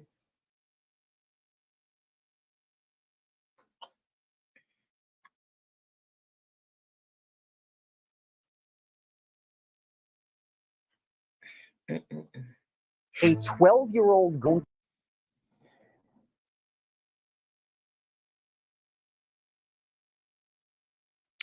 All right, y'all. So this is more recent. Like I said, this video right here.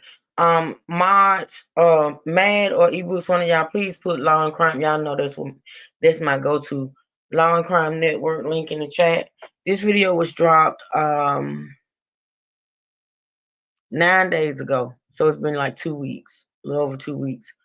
It was dropped 9 days ago. 12-year-old caught smothering younger cousin over iPhone. That's the title of the video, y'all. Let's get into it.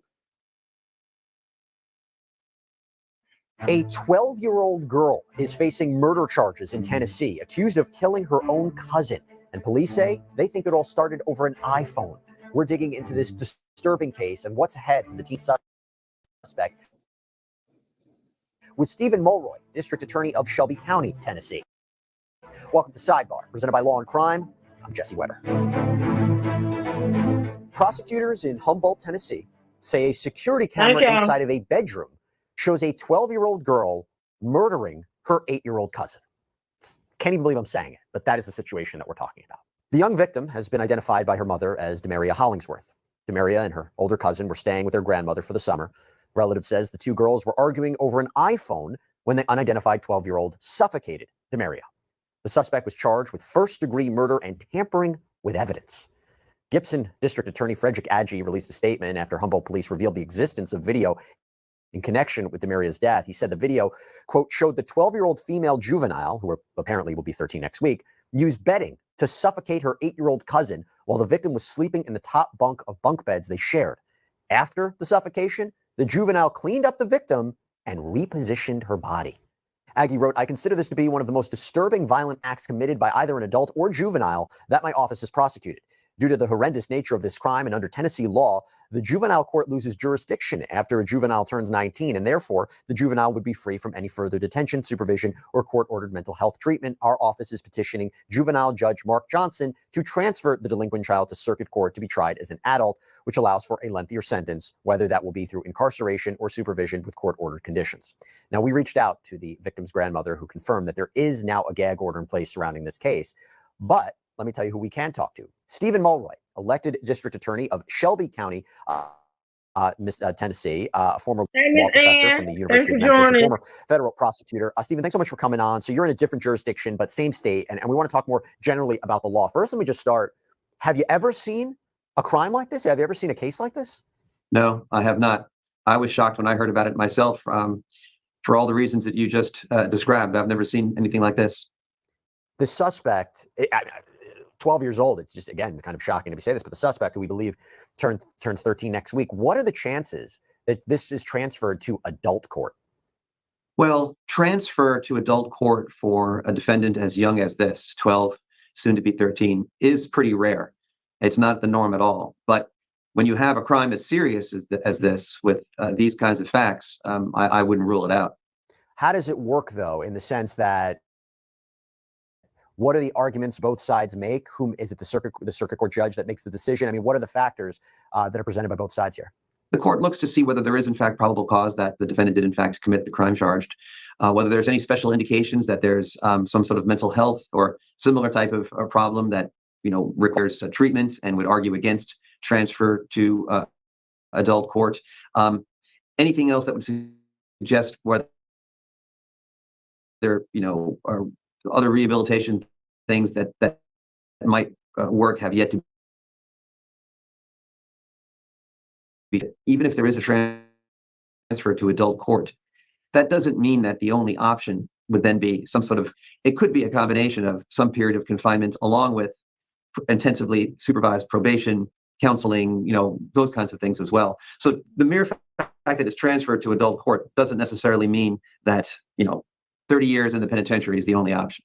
Hey, I want to call out one of our great sponsors who helps make this show happen, Blue Land. So we as a society are finally recognizing how important it is to eat clean, to use clean products, because through new studies, we're finding out some pretty alarming things. Like, apparently we're eating and drinking roughly a credit card's worth of plastic a week. Microplastics, how disgusting is that? Well, that is why I'm excited to talk to you about Blue Land. And here's the thing about Blue Land. I was actually using Blue Land products before they even became a sponsor. That's how much I believe in what they're doing. Their whole goal is to eliminate single-use plastics. Their containers, bottles, they have this really cool, sleek design. Looks great on my counter. I have the hand soap pods for the laundry, toilet, dishwasher. My house is like filled with this stuff, and it's all made with clean ingredients. I love the idea. I'm using something that's not only better for me and my family and the planet, but it takes care of the job. I'm not sacrificing quality or efficiency. You just fill it up with water, drop in the tablet, you're ready to go. It does a fantastic job. I don't have to go out and buy bulky cleaning supplies anymore. Refills start at just $2.25. You can even set up a subscription or buy in bulk for additional savings. So Blue Land has a special offer for Sidebar's audience. Right now, you can get 15% off of your first order by going to blueland.com/sidebar. You don't want to miss this. Blueland.com/sidebar for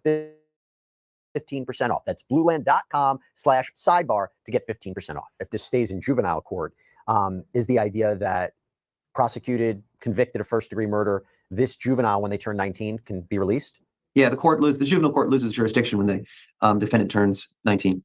So someone theoretically could be convicted of murdering another individual and be let out within a few years. That's correct. Yeah. As a matter of fact, there's no supervision, no conditions put on that release? Under the current law, if they're in juvenile court, no. But interestingly, I have been a proponent for a while of something called blended sentencing, which the legislature just passed this year, and it becomes effective in January.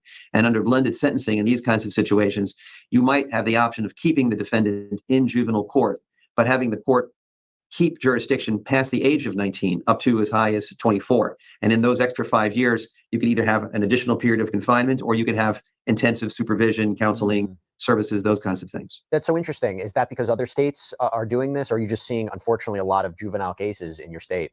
No, a number of other states, I think over 15 states have for a number of years now had different versions of blended sentencing. And I always thought it was appropriate in a situation like, let's say that the defendant is 16 or 17 and they commit a mid-level serious crime. Ordinarily, if you transfer the youth to adult court, the data shows they're actually more likely to reoffend when they get out. In many cases, we're sending them off to crime college. But on the other hand, if you keep them in juvenile court, then you lose jurisdiction after a year or two, and that's not enough time to either rehabilitate or punish, depending on what you want to do. So the blended sentencing is this middle ground option that other states have been using, and I think Tennessee will use after the beginning of the year. Now, besides the punishment, prosecuting a case in juvenile court versus adult court, what are the differences? How do the trials look different in terms of a juvenile or adult court? Well, I mean, you still have direct examination, cross-examination, the rules of evidence. You still have a lot of the same types of procedures in terms of a trial and fact-finding. The main difference is that juvenile court, by its very nature, is supposed to be focused on rehabilitation. So you don't really talk about convicting the child of a crime. You say that the youth has been found to be delinquent. And rather than the emphasis on punishment, the emphasis on rehabilitation. Is it in front of a jury in juvenile court or in front of a judge? Judge. So there's no jury in a juvenile court system. And see, that's the thing. Especially now, I feel this way as far as prison period, like if someone goes to prison. But I definitely feel this way as far as juveniles that go to jail or however juvenile, detention or whatever. If they would counsel some of these people, and I don't, I'm not for sure. In prisons, is there if there's anything such as counseling?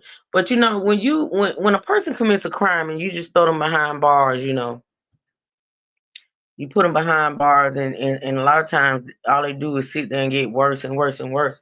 I feel like when you let them back out on the street, because the statistics for individuals that go to prison for violent crimes and get out, most likely, a lot of times they get out and they commit more crime. And sometimes it get worse. So I feel like, especially with juveniles who are children and still could have a shot at life, it be required that they get counseling. Try to help them. You know what I'm saying? Instead of just putting them back out on the street to commit another crime and eventually go to prison. That's my thing. It's just the system is just jacked up for me. I can't. There is nothing worse than a family member being unalived by someone who has a past of going in and out of jail and prison.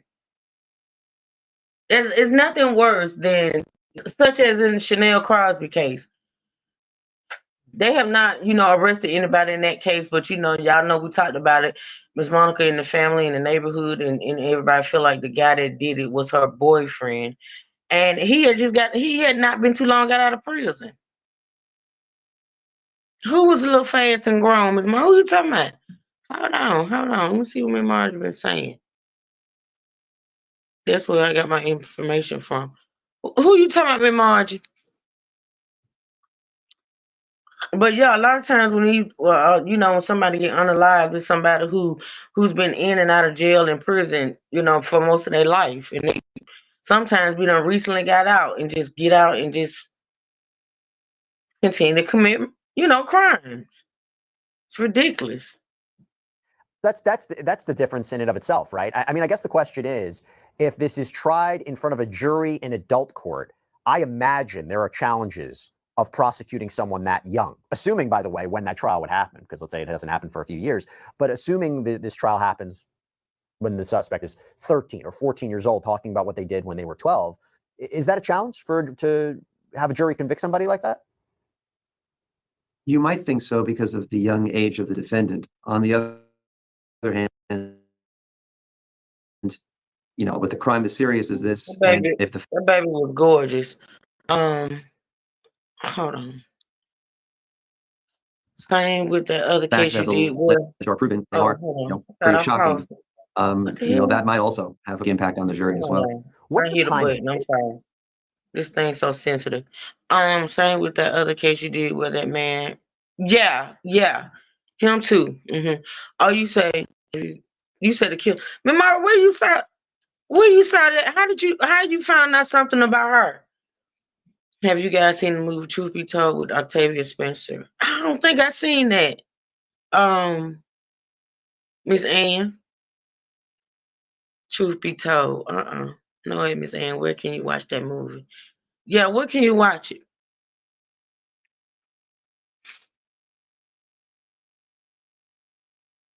in terms of if it's a juvenile court, when does that go to trial? If it's an adult court, when does it go to trial?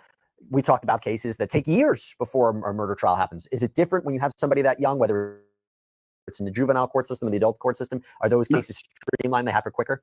No, you can have delays in either type of court, and it's, it would not be unusual for a case as serious as this, to take, a couple of years before it got to trial.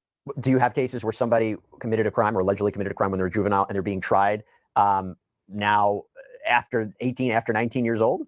Sure, that could happen. Yeah, if the defendant is just under 18 at the time of the offense. But then does it have to go to the does it have to go into adult court? I know I'm getting specific with it. I just find it interesting in the sense that if you have a 12-year-old who's about to be 13, can this trial happen in juvenile court when they turn 19? And is that moot at that point? No, it's not moot. I mean, it's up to the judge in juvenile court as to whether to transfer the case over to adult court. Right. Okay, so now talk to me about a defense, particularly in this situation. And we don't have all the details, but if this was captured on video that they're fighting over an iPhone, when you talk about a senseless killing, I don't know if it gets more senseless than that. That's what the accusations are right now. But what would be a defense? Because I'm struggling to come up with one. So I just don't know enough about the facts of the case to talk about this specific case. So I'm reluctant to kind of speculate about that. Sure. In any situation like this, you have to wonder whether there might be psychological evaluations that are requested, but I really don't know enough about the facts. That's fair. What about generally speaking? In a juvenile court case, is a mental health defense on the table? Sure. And how does that work? Well, it doesn't work all that much differently than it would work in the adult court. The defendant would seek a psychiatric evaluation, and depending on the results of it, then they might or might not put in that as a part of the defense, and then the prosecution could then get their own expert and get a court order to evaluate the defendant, and you might have a battle of the experts, like you would in any kind of trial. But is the goal that they're not guilty by reason of a mental illness? We talk about the insanity defense. The goal is to get not guilty by reason of insanity, and the person would be transferred to a mental health institution as opposed to prison. What would be the result? What is the goal for a defense attorney in a juvenile court to put forward a mental health defense? It wouldn't be that different. I mean, depending on the facts, you could argue for not guilty by reason of insanity, and then the question becomes, do they need to be committed to a mental health facility? Or, you could just use it as mitigation evidence, a diminished capacity defense that, you would use at sentencing. It could be used for a number of different things. What are the chances that someone who, again, it's a horrific crime. It's unthinkable what I'm talking about, a 12-year-old accused of killing an 8-year-old. What are the chances that this goes to adult court, she's convicted of first-degree murder, and it's sentenced to life in prison? That doesn't seem likely to me, given that the young age of the child. That I don't think that is a likely outcome. The reason I ask is because Demiria's mother, Rayana Smith, had reportedly told WREG-TV that she is hoping for the maximum sentence. And she came out and said, last time I seen my baby, she was smiling, giving me kisses, telling me she will see me when it's time for her to come back home. She never coming back home. She never coming back home. Demiria liked to read books, go swimming, play outside, ride her bike every day, play with the kids in the neighborhood, play with my friends' kids. My baby was sweet. There's been a GoFundMe that has been set up. We're going to include the link right there if anybody wants to provide some support to the family at what is a incredibly difficult time, an unthinkable crime, an unthinkable moment. And it's hard to make sense of it. But Stephen Mulroy, thank you so much for coming on and breaking down the law with us.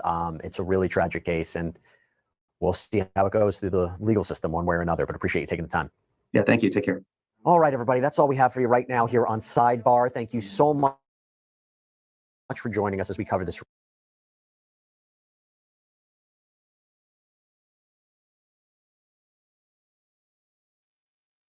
Okay, y'all, we're going to continue to follow this case as well. Like I said, this case is about two weeks old. 2 weeks old. I'll get some updates, and we'll talk about it more next week. But that's the gist of it. Baby was spending the night. They were, they was in. Apparently, the cousin, wanted the iPhone from the baby, and she pretty much suffocated her. And yeah, like I say, we're gonna continue covering it. I'm gonna get some updates, and we're gonna talk more about it next week. I just wanted to introduce it. I didn't even know it was. Like I say, it's been 2 weeks, and I'm just not seeing it. So. All right, that's to be continued for next week. Another story that we're going to get into, y'all, that I'm introducing that we're going to get into next week as well It's the story of, and I don't know if y'all heard about this. Like I be shocked when I see stories that are like 2 and 3 weeks old. A And 14-year-old girl has been stabbed to death during a fight in Fort Worth. Hard to fathom when you say this out loud, but it probably was an argument we hear over spending the night at a friend's house that may have led to a teenager's death. Let me pull up. It's the story of Devontae Mitchell. Anybody heard about Devontae Mitchell? This is another case that Ben Crump is a part of too as well, y'all. And they did a press conference, which of course we're gonna get into, but I'm gonna introduce the story first. Has anybody heard about this case? Devontae Mitchell. Let me pull up the video. Y'all, please continue to hit the like button. Thank y'all so much for supporting the channel. I appreciate it. Please also feel free to hit the Cash App, the PayPal, the Super Chat, and the Super Sticker. All right. You hadn't heard about Miss Carla, okay? And that's the thing. It's in the news. It's a whole press conference was held. I like I said, I can't catch everything, but I didn't hear about this one. All right, let's see. Let me see what video I'm gonna play to introduce it. Hold on, y'all. Give me a second, because I saw the press conference and that made me look into it.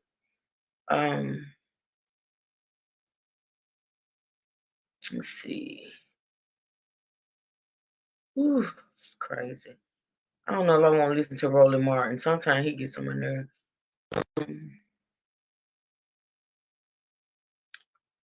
Police refer felony murder charges.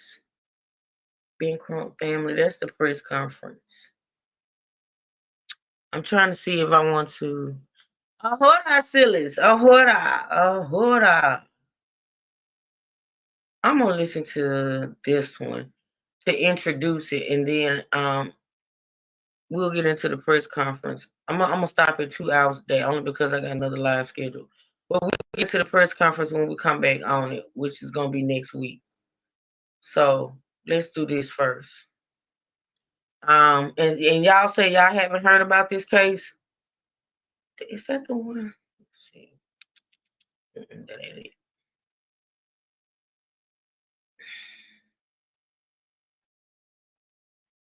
Hi, I'm Melba Pearson, and this is the Hush, lady, hush. That's the press conference. I don't want that neither. I can't believe anybody heard about it. Like I said, I hadn't either. We'll get close. Yeah. Thank you for your patience. Hold on, Ben. I'm coming back to you. Thank you, Concrete. Thank you, Heathen.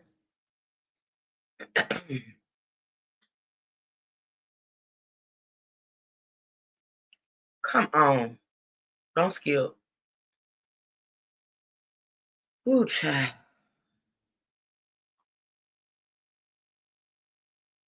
Okay, here we go.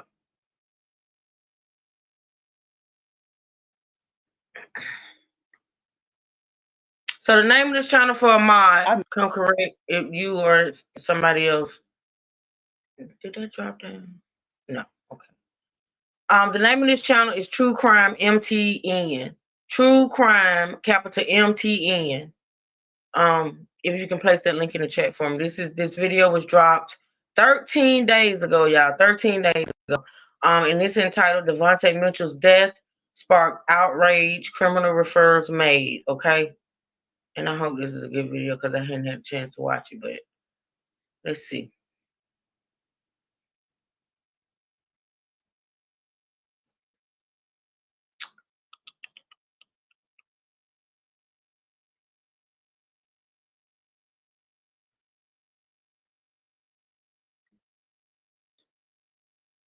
Melba Pearson, and this is The Breakdown. If you enjoy the content in this video, like, subscribe, comment, and share with your friends. June 30th, 2024. 43-year-old Devontae Mitchell was in a Hyatt Regency hotel in Milwaukee. We're not clear on what led. What you say? Ebook, say that again. Say that again. My YouTube acting up. The channel name is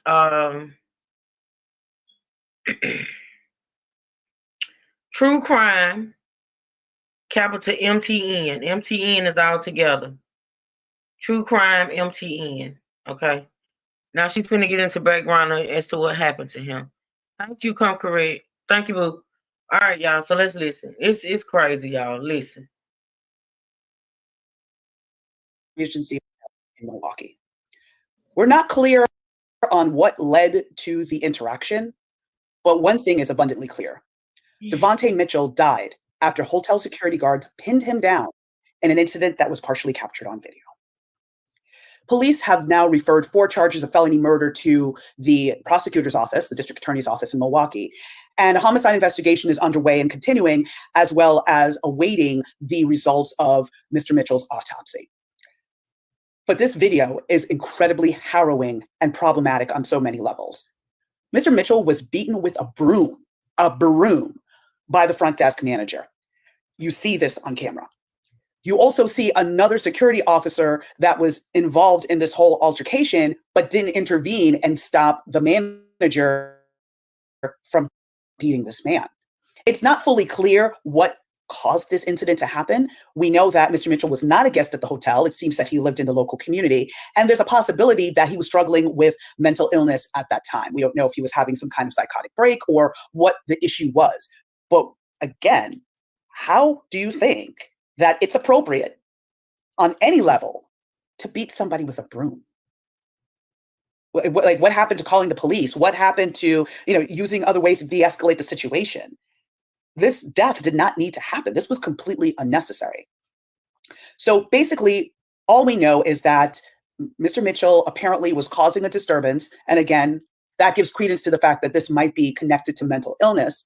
But that is why the security guards ended up trying to escort him off the property, because of whatever quote unquote disturbance was happening. So after the security guards tried to take him out, they ended up pinning Mr. Mitchell to the ground. And part of the video shows Mr. Mitchell grunting and pleading with the guard, saying, "I'm so sorry, please, I'm sorry." One of the guards, who appears from the video to be white, is heard saying, "Stay down, stop fighting." And some of the other guards, some of whom were people of color, were also seen holding him down. And that same guard, the one that was telling Mr. Mitchell not to fight, stay down, also says, "This is what happens when you go into the ladies' room." Again, not clear as to, did he go into the ladies' room? Did he, was he freaking out and walked into the wrong bathroom by mistake? Like, again, there's just so many questions with regards to how this even came about and how we got to the point of this poor man being pinned down, beaten with a broom, and eventually killed.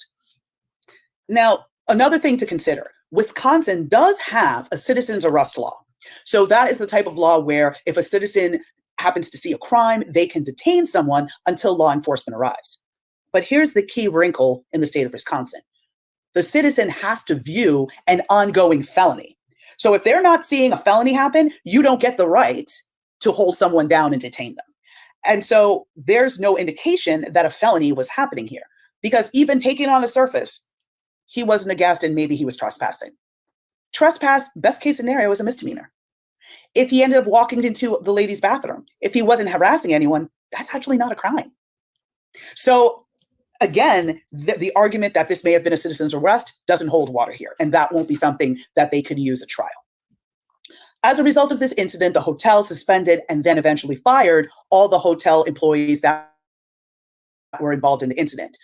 Now, they have not given an official statement as to how many folks were involved in this, and if these firings included all of the security guards that were involved in this incident, but they did make a statement that they fired the quote-unquote hotel associates, is a term that they used, involved in the incident. This is really disturbing on many levels, but especially for folks in Wisconsin, because if you remember, the murder of George Floyd happened not too far away in Minneapolis.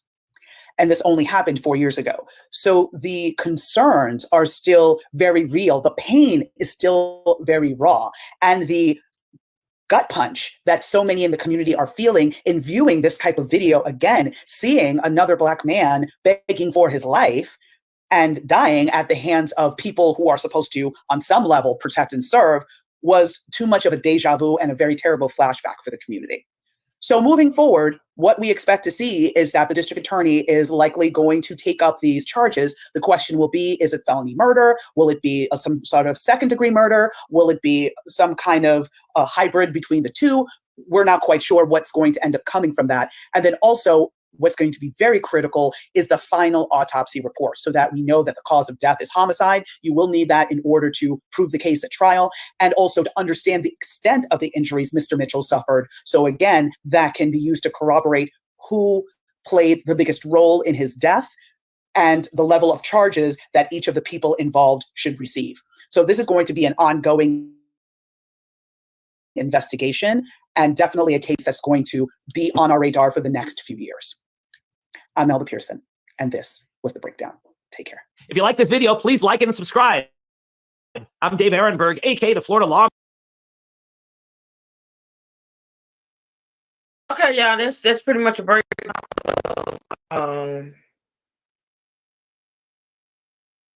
I think we are gonna go ahead and listen to this press conference, y'all.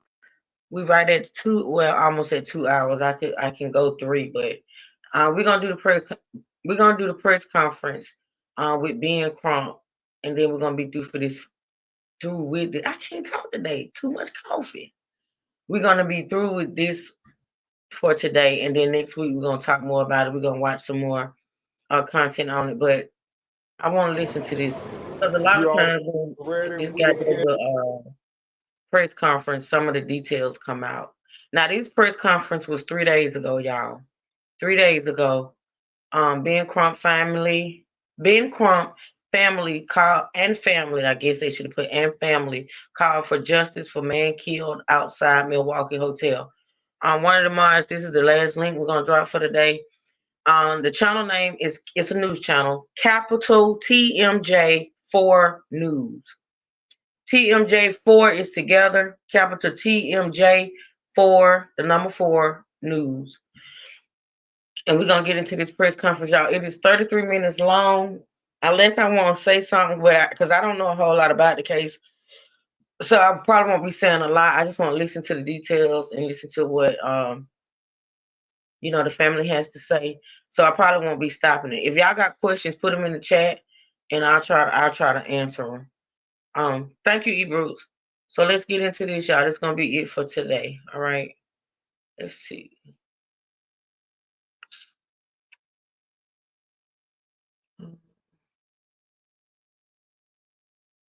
We're going to get into more next week, y'all. We're going to go deeper. All right.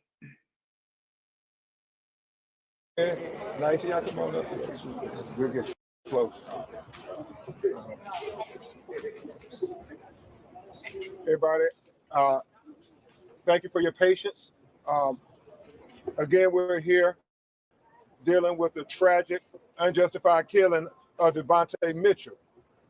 I am honored to work with great Wisconsin lawyers, Attorney Will Sultan, Attorney B. Ivory Lamar, and representing the family of Devontae Mitchell. We have his wife, Deasia Harmon, present with us, his mother, Brenda Giles, his sister, Naisha, his brother, Darrell, and his cousins and other family members here, and the activists, the great local activists that continue to fight for justice for Devontae Mitchell every day. Thank you, activists. Thank you all, because I just don't understand, Will and B. Ivory. Sonia Massey is killed after Devontae Mitchell on video. Within 5 days, he is charged and arrested and sitting in jail. Tyree Nichols in Memphis, Tennessee, on video. In 5 days, they are charged, his killers, and arrested. But Devontae Mitchell, on video, 5 days have passed, 10 days have passed, 15 days have passed, 31 days, and still no charges. And now the Hyatt still has not been transparent with the family. Ambridge, the owners of this franchise, they say that they terminated employees, but the family believes people who were there that day, who were telling employees to get on Devontae Mitchell, they still have jobs. They still haven't done right by Devontae Mitchell's children. You know, Sonia Massey is already en route to full justice, criminal accountability, and civil accountability. Same with Tyree Nichols. But Devontae Mitchell, as of this day, hasn't gotten any justice in the criminal courts or the civil courts. And that's why we continue to say, until we get justice for Devontae Mitchell, we're going to keep coming every day. His video was a documentary, just like George Floyd, of an unnecessary, unjustifiable, unconstitutional killing that was senseless. He should be here with his children, his family, but because of the negligence of Hyatt's executives, Ambridge executives, and the actions of their employees, he is dead. And how long, Milwaukee? How long before we get justice for Devontae Mitchell? Justice for Devontae Mitchell. Justice for Devontae Mitchell. Justice for Devontae Mitchell. Justice for Devontae Mitchell. Justice for Devontae Mitchell. Justice for Devontae Mitchell. At this time, before you hear from some of the family members, you will hear from these great co-counsels who I just think are doing a tremendous job. First, you'll hear from Attorney Will Sultan, and then you'll hear from Attorney B. Ivory Lamar, and then you'll hear from the family. Attorney Sultan? Yeah. First off, I think it's important that people continue to come out and support the family and continue to push for justice for Devontae and justice for his family. But I also think it's important that we hold the city police department to its account. It needs to release the full video footage, including interviews. There's no reason why they can't do that. The district attorney's office needs to file charges now, not later. They understand that the legal standard is probable cause. We're well above that in this case. It really isn't appropriate. The medical examiner's office needs to release its full report as well. And I think we have to recognize and understand that withholding information, particularly in a case like this, is unhelpful. And in fact, it's harmful and painful to this family. And so we need to move forward, and we need to make sure that we continue to do this. And I believe in this city, and I believe in the goodness of this city. And I think we just got to make sure that our officials match the character of its population. Thank you, Will. And Will is very kind of extending the olive branch. But how long, Milwaukee? How long? 31 days? It's on video. It's on video. I mean, people in our neighborhood with no video are charged and arrested. Why is it taking so long, Milwaukee? Devontae Mitchell, life matters. We're not going away. Hyatt, we're not going away. Ambridge, we're not going away. District Attorney, we're not going away. I just worry, Will, be average. I have seen, as we fight for victims, marginalized people of color, especially Black people in America, who have been killed unjustly, the more time passes, the more they try to sweep it under the rug. And we're not going to let them sweep it under the rug. All right, it's not going to happen. Not today. Not today. Not on our watch. Attorney B. Ivory Lamar, another great Wisconsin homeboy attorney. Thank you, Attorney Crump. As it has been echoed, enough is enough. We've been through these same press conferences, these same tragedies over and over again, and we cannot keep having our city and our community have to wait for justice. As we have just witnessed, just even a couple weeks ago, in the tragic death of Sam Sharp Jr., how long did it take for that video to be released? Did it take 31 days? Did it take 2 months? What did they hide behind the excuse? Did the Columbus police officers hide behind the excuse that we're still investigating, or did they just release it right away? That is what we expect in Milwaukee. We should have other officers, other law enforcement agencies come into our city and be able to show us what transparency looks like. And that's what we're expecting. And that's what we're demanding in the case of Devontae Mitchell. What we've seen here as this continued pattern, as we see in down the street in Sonia Massey, and all of these tragic situations that keep occurring over and over again, Devontae deserves no less of justice that has been afforded in that instance, and no less, as Attorney Crump has just mentioned, in Tyree Nichols. And that is the precedent, that is the standard that we have to demand, and that is why we're here today, and we will not stop until we get it. I've said before that justice is not simply for a moment, but it's a movement, and we will continue to be here until we get it, and that's what we're here for, and we won't stop until we get it. Thank you, Will. Thank you, B. Ivory. Yeah, you know, video. What more do we have to offer? Now, this went beyond video in Devontae Mitchell. We had affidavits, statements. What's taking so long? Maybe you all in the media know something we don't know. You know, why aren't these videos made public? Transparency. It has to be just gut-wrenching to the family. And so they're not lawyers. They're going to just speak to you from the heart as they continue to try to demand justice from the governmental entities and from the Hyatt. And so imagine if you were in their shoes. Imagine if that was your loved one, your son, your husband. I mean, every night that goes by, it's almost like they're killing Devontae all over again. So at this time, if she can, Deasia, do you want to let them know how you feel about how long it's taken, frustration? It's infuriating. It's frustrating. It's infuriating. Why does it have to take so long? You know who did it. You know what they did. You've seen it. Why are they not releasing the video from inside of this building? Amen. I had to sit there and watch. I've seen it. I had to sit. That doesn't make any sense to me. My Lord. I shouldn't have to explain to my daughter why she doesn't have a father anymore. Why she can't call him. Why she can't see him. My Lord. Her birthday is in 2 weeks. My Lord. She has to spend her birthday without her father. Christmas. All of these things. All of these holidays. And she has to go through these milestones and driving her first car and going to a new school. And she has to experience all of these things without her father, and it's their fault. And they need to be held accountable. There's no reason why it should take this long. No reason. This empty feeling that I have, this feeling of anger and rage. I'm enraged. I'm upset because I have to sit back and I have to wait. There's nothing that I can do except for try to be his voice because now he's not here to be his own voice. Hello. That's all we all are here to do. Be his voice. Hello. Justice for Devontae. Justice for Devontae.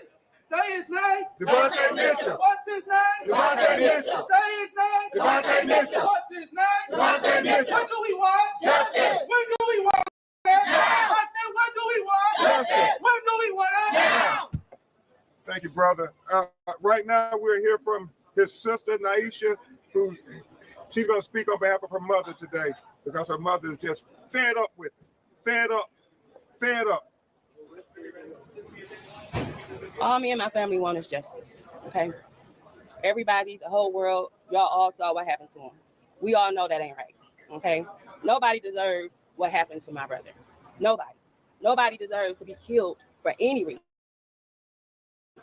You know, they say he came down here to cause a disturbance, which we still yet to see. But even if so, does that give you the right to kill him? That don't give you the right to kill him. We tired, we irritated, we frustrated. We need answers. There's no reason why no one should be charged, arrested, and in jail by now. It's been 31 days. It takes 31 days to figure out if somebody did wrong or right. I mean, we clearly can see that they did wrong. Why are they not being held accountable for what they did? It just don't make no sense to me. None at all.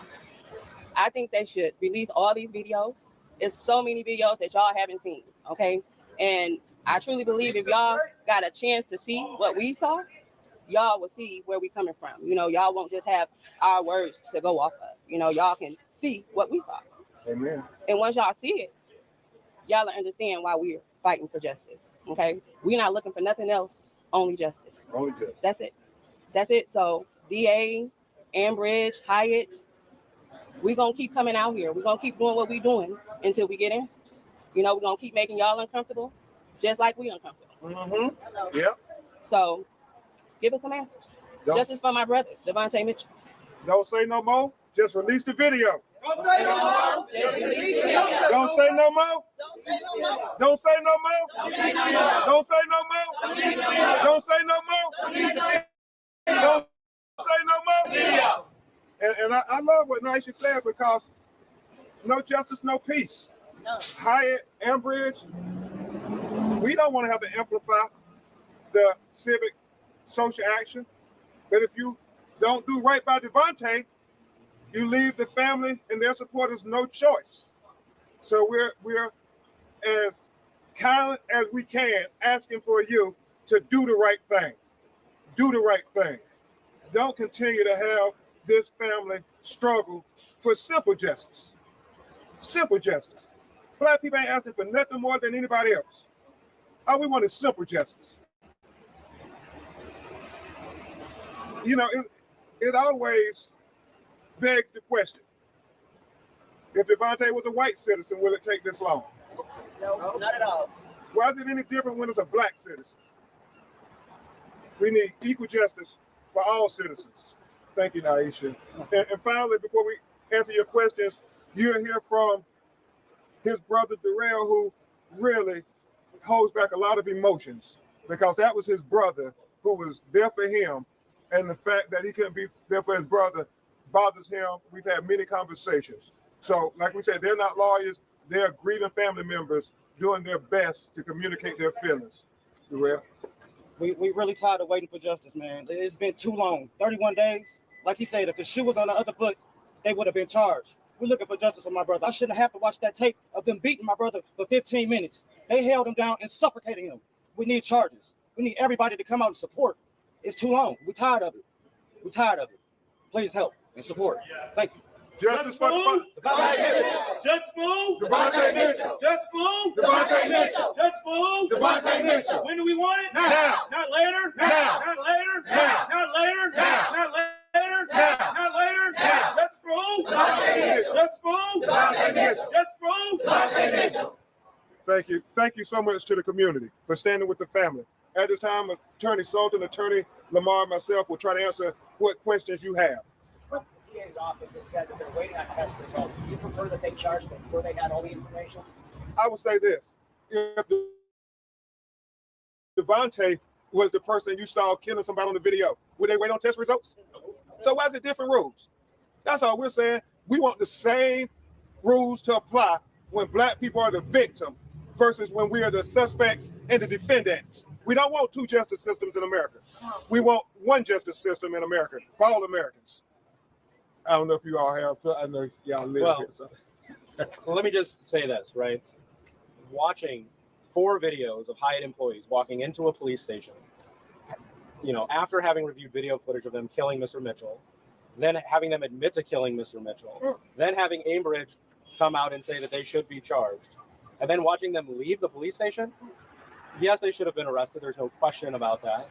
Yes, they should be charged because, again, the legal standard is probable cause when it's us, Adam, right? Do you know how many people in this courthouse over here are charged before video is reviewed by a district attorney? I would say most of them, okay? I mean, that's just simply not the standard. So we have to decide, right? How do we want to apply the law? And let's make sure we apply it evenly. But in this case, you're watching somebody getting murdered on video. I don't know why from what I'm gathering, and like I said, I'm learning with y'all, because this is my, you know, I just came across this morning and decided to talk about it. And like I say, introduce it. And I'm going to spend the weekend doing more research. But from what I understand, I don't know if he walked into the ladies' room and came back out. Apparently, the video doesn't show him in the ladies' room. So I don't know if he walked in there. And I don't know, Natasha, at this point, to be honest. And also, I think somebody mentioned something about mental illness. So I don't know if he was suffering with some type of mental illness or not. Maybe he didn't know it was a ladies' bathroom. I don't know. Like say why because I think that's the reason why they say they approached him or whatever, because he walked into the ladies' bathroom. But I think they said they heard one of the employees say, "This is what you get when you walk into a ladies' restroom bathroom." So, but I don't know. I don't know yet. Like I said, I'm still, you know, doing my research. I just wanted to introduce it today. So maybe if y'all wanted to go see what y'all can see on it, we're going to talk about it next week. He would be in the same position if catch a man coming out the woman's bathroom and my daughter, a woman, was in there, man, I would show out. Yeah, but I don't know if anyone was in there. I don't know why he walked in there. I don't know if he walked in there for sure. I just don't know, man, but I get it. I get what you're saying. But still too, even if that happened, like if he walked into the ladies' bathroom, They're not saying he did anything to anybody in the ladies' bathroom, but honestly, when stuff like that happens, you are supposed to call the police. I can understand maybe trying to apprehend him or keep him there, or whatever, but they killed him. All those people, they suffocated him. So, like I say, I gotta watch more videos. I gotta watch more footage of the video that's out there, and we're gonna talk about it more next week. Like I said, oh wow, when are these people going to get help for mental illness? Because these cops apparently don't care about. Well, actually, these were not cops. First of all, I don't know for sure if he's suffering from mental illness. I don't know that for sure. Second of all, these were not cops involved in this one.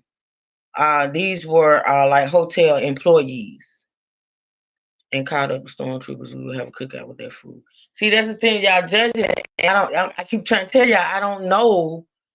I don't know for facts actually what happened. Like, I don't know for sure what happened. I'm just going by what I heard in the video before this and this press conference. I don't know. I just looked and his mom said mental illness. Okay. All right. So, well, he was suffering from mental illness. We don't know if he was getting help for it or not. We don't know if him walking into the bathroom had anything to do with his mental illness. I don't know. I just don't. But like I say, if you're gonna look it up, Natasha, I'm gonna look some stuff up this weekend and we can talk about it, boo. We can. All right, y'all. Natasha, if you see anything else, let me know, sweetie, because I want to go see. Video. These people came into a police station and were allowed to leave. We haven't even had an arrest, y'all. We haven't even had an arrest. Right? Trust me, if I went across the street and busted out that window over there, I would be arrested. What's it been like working with the Milwaukee County DA's office during all of this? Have they been transparent with you guys on why it took so long? Have they sat down with you? Just kind of walk us through what that's looked like. I'm going to defer to my co-counsels. Sure, that's me. I mean, what I can tell you about the district attorney's office is, number one, they didn't get a referral from the police department, and it was appalling to hear our chief, who again wants to be chief somewhere else, come out and say, well, we don't have all the facts. In fact, Chief Norman, you did, because they walked into your police station, you let them walk out. You had the video footage, you didn't send it to the district attorney's office. So again, I think it's important to note that the district attorney's office didn't have everything until we started demonstrating here. But once they got it, I think that, again, they should make their decision at the same rate that they make every other decision. Thank you, Natasha. And I'm telling you that Talking people to are Democrat arrested state, and you might charged be in there 24 long. hours all the time, right? Here, we're 30 plus days out. I can understand as a trial lawyer wanting to have all your ducks in a row, but again, the video footage has lined all those ducks up for you. It's already released the video from inside the hotel. Does that fall on the Hyatt, or does that fall on whoever knows that? Well, the police department should do it, the district attorney's office should do it, the Hyatt should do it, and the medical examiner's office should do it. They all have independent custodial obligations, and none of them are meeting it. No, I think. Attorney Clark, you started by talking about Tyree and Sonia Maxey, how they're already on the road to receiving some sort of justice. What do you think has been the delay here? Are you looking at the police department, the DA's office, or Hyatt? What do you think the hold up is? I want to have confidence like Will and B. Ivory, but it's just been my experience. Justice delayed for Black people, it normally means justice denied. And so your words speak so loud, but your actions speak much louder. And I want to take the district attorney at his word that they're going to do everything they can to have accountability. But the delay, it doesn't inspire confidence in us, because they can still get tests and everything after they arrest people. There's nothing stopping them from doing that. They do it every day. The Ivory, Will, ACLU, every day they arrest people without having the case completely together. They say we got enough of probable cause. If the video ain't enough of probable cause, I don't know what is. And then they got statements. I mean, what else? We speculate what the delay is, and it doesn't make us feel good while they're delaying. If there are no charges, what happens next for you? Well, obviously, we want full justice. We have committed, this legal team has committed to full justice, criminal accountability, and civil accountability. We can directly impact the civil justice part, and we're prepared to do that. But the criminal part, it's all of you all. It's the citizens that have to make sure the elected officials are accountable to the people and make sure that all people life matters, that Black lives matter, and that Devontae Mitchell life matter. I just think that it is troubling that there have been no arrests to this point. And the people, if they don't do anything, activists, what y'all gonna do? It's up to the people in Milwaukee to act. Shut it down. Yeah. Shut it down. Shut it down. What we gonna do? Shut it down. What we gonna do? Shut it down. Until we get it. Shut it down. Until we get it. Shut it down. Until we get it. Shut it down. And I'll just piggyback off of Attorney Crump. To further answer the question, I think that there's a culture when it comes to law enforcement officers who are purported to commit a crime where we see these type of delays occur. Now, of course, the individuals that we believe had a role in Devontae Mitchell's demise are not law enforcement. However, they kind of operate in that similar capacity. And we see those type of protections typically afforded in those situations. And we just can't continue to have that type of delay and that double standard that we all are not entitled to when it comes to probable cause. What we saw on this video is in a Sonya Massey case, the world could be able to conclude that there was a crime that committed within probably is a minute and 30 seconds or so. You could pretty much see it because that video was released. Here, there's 15 minutes of video. It will be almost a sitcom to be able to see exactly what transpired with the death of Devontae Mitchell. So if there are no charges in the district attorney's office concludes that they don't want to bring charges, or if there are certain individuals whom this family believes that are not getting charges, then we will have the opportunity to then file a motion for a special prosecutor to review the matter at that point to make sure that this family gets full justice as we are here for today. Amen. But it shouldn't take all of that. I agree with saying that calling this, speaking out against this situation. Have you guys heard from them? Yep. But they didn't release a statement saying they were going to make it right for this family, and that's what they need to do. Amen. So you haven't had any contact with Amy? Well, I'm not saying that, but I am saying they haven't made it right. And to make that simple, what we're saying, your actions speak so loud. We need not hear your words. His children are fatherless now. Your actions speak so loud. We need not hear your words, Hyatt. We need not hear your words, Ambridge. We need to see your actions. We need to see your actions. Right now. I have a question for Naisha. Thank you. Last week you had mentioned how you were still waiting to see some video. You said, I've seen the middle, I've seen the end, I haven't seen the beginning. What started this? Has that changed, or is that still the case? You're still waiting to see everything? Still waiting to see everything. We haven't seen nothing but, like I said, we saw what you all saw. And then as far as the other videos, it shows us like the middle, the end of it, but we still don't see what they claim happened. That he came in here causing a disturbance. We still yet to see that video. We still haven't seen the proof of that. So, like I said, it's still a lot of videos that haven't been seen.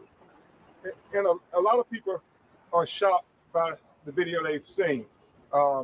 In fact, Vice President Kamala Harris, just like she did with Sonya Massey's family, reached out to convey her message to the family that they deserve justice, they deserve transparency, they deserve the same justice that any American is entitled to.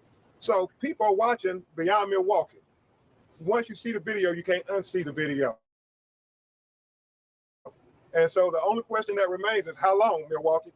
How long? We'll take a few more questions. When she was in town. Yes. Quick questions for Attorney Sullivan and Lamar being in town. How does 31 days for the past cases you have or experiences with the family? I can tell you about this morning. Okay, this morning you had, I was in court and you saw a person who was arrested in jail, charged with a crime, and the DA's office acknowledged that they hadn't received toxicology.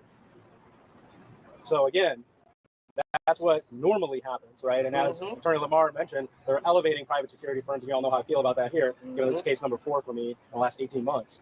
But they're elevating private security firms to law enforcement officers. And at a time where we have one presidential candidate calling for immunity for all officers, right? We need to really sit down and think about what we're going to do. But the bottom line is, if the standard is probable cause, we've met that standard. They need to make those arrests, and they need to start holding people accountable. Ambridge needs to make sure that its actions match its words. They haven't done that yet. And we need to make sure that, the folks here understand that we're going to be out here every day, all day until they do it.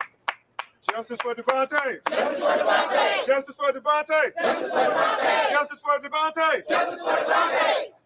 And I'll just add, typically we see that when it's law enforcement or individuals operating in that capacity, you see this delayed approach many times over and over again, or no charges at all. That's really unfortunate.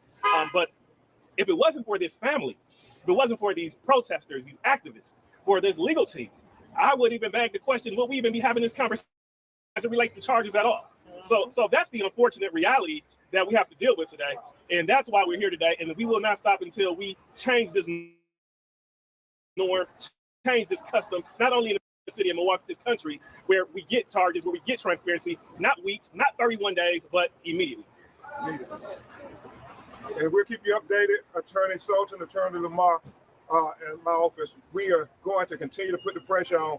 And I promise you, all our co-counsels out here, all the activists, if we don't get justice, what we gonna do? Shut it down. What we gonna do? Shut it down. What we gonna do? Shut it down. What we want justice for? Justice for? Justice for? Thank you. Thank you. How you know? No, I want to see it. Release them, right?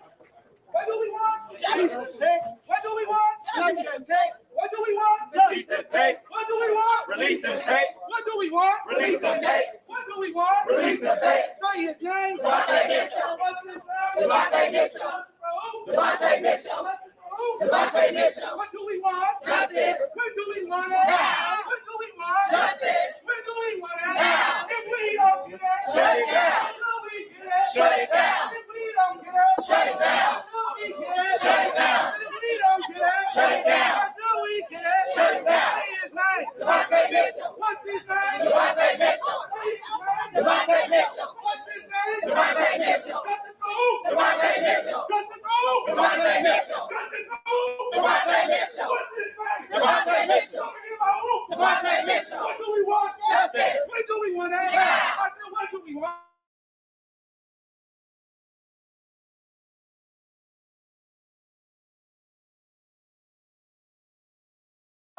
Shut it down. Shut it down. Shut it down. Shut it down. Devontae Mitchell. What do we want? Justice. When do we want it? Now. I said, what do we want? Justice. When do we want it? Now. Say his name. Devontae Mitchell. What's his name? Devontae Mitchell. Justice for who? Devontae Mitchell. Justice for who? Devontae Mitchell. What do we want? Justice. When do we want it? Now. If we don't get it, Shut it down. until we get it, Shut it down. If we don't get it, Shut it down. I said, if we don't get it, Shut it down. I said, if we don't get it, Shut it down. until we get it, Shut it down. until we get it, Shut it down. until we get it. Shut it down. Say his name. Devontae Mitchell. What's his name? Devontae Mitchell. Justice for who? Devontae Mitchell. What do we want?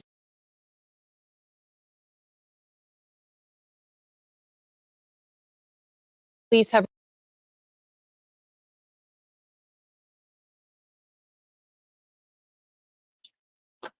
All right, y'all.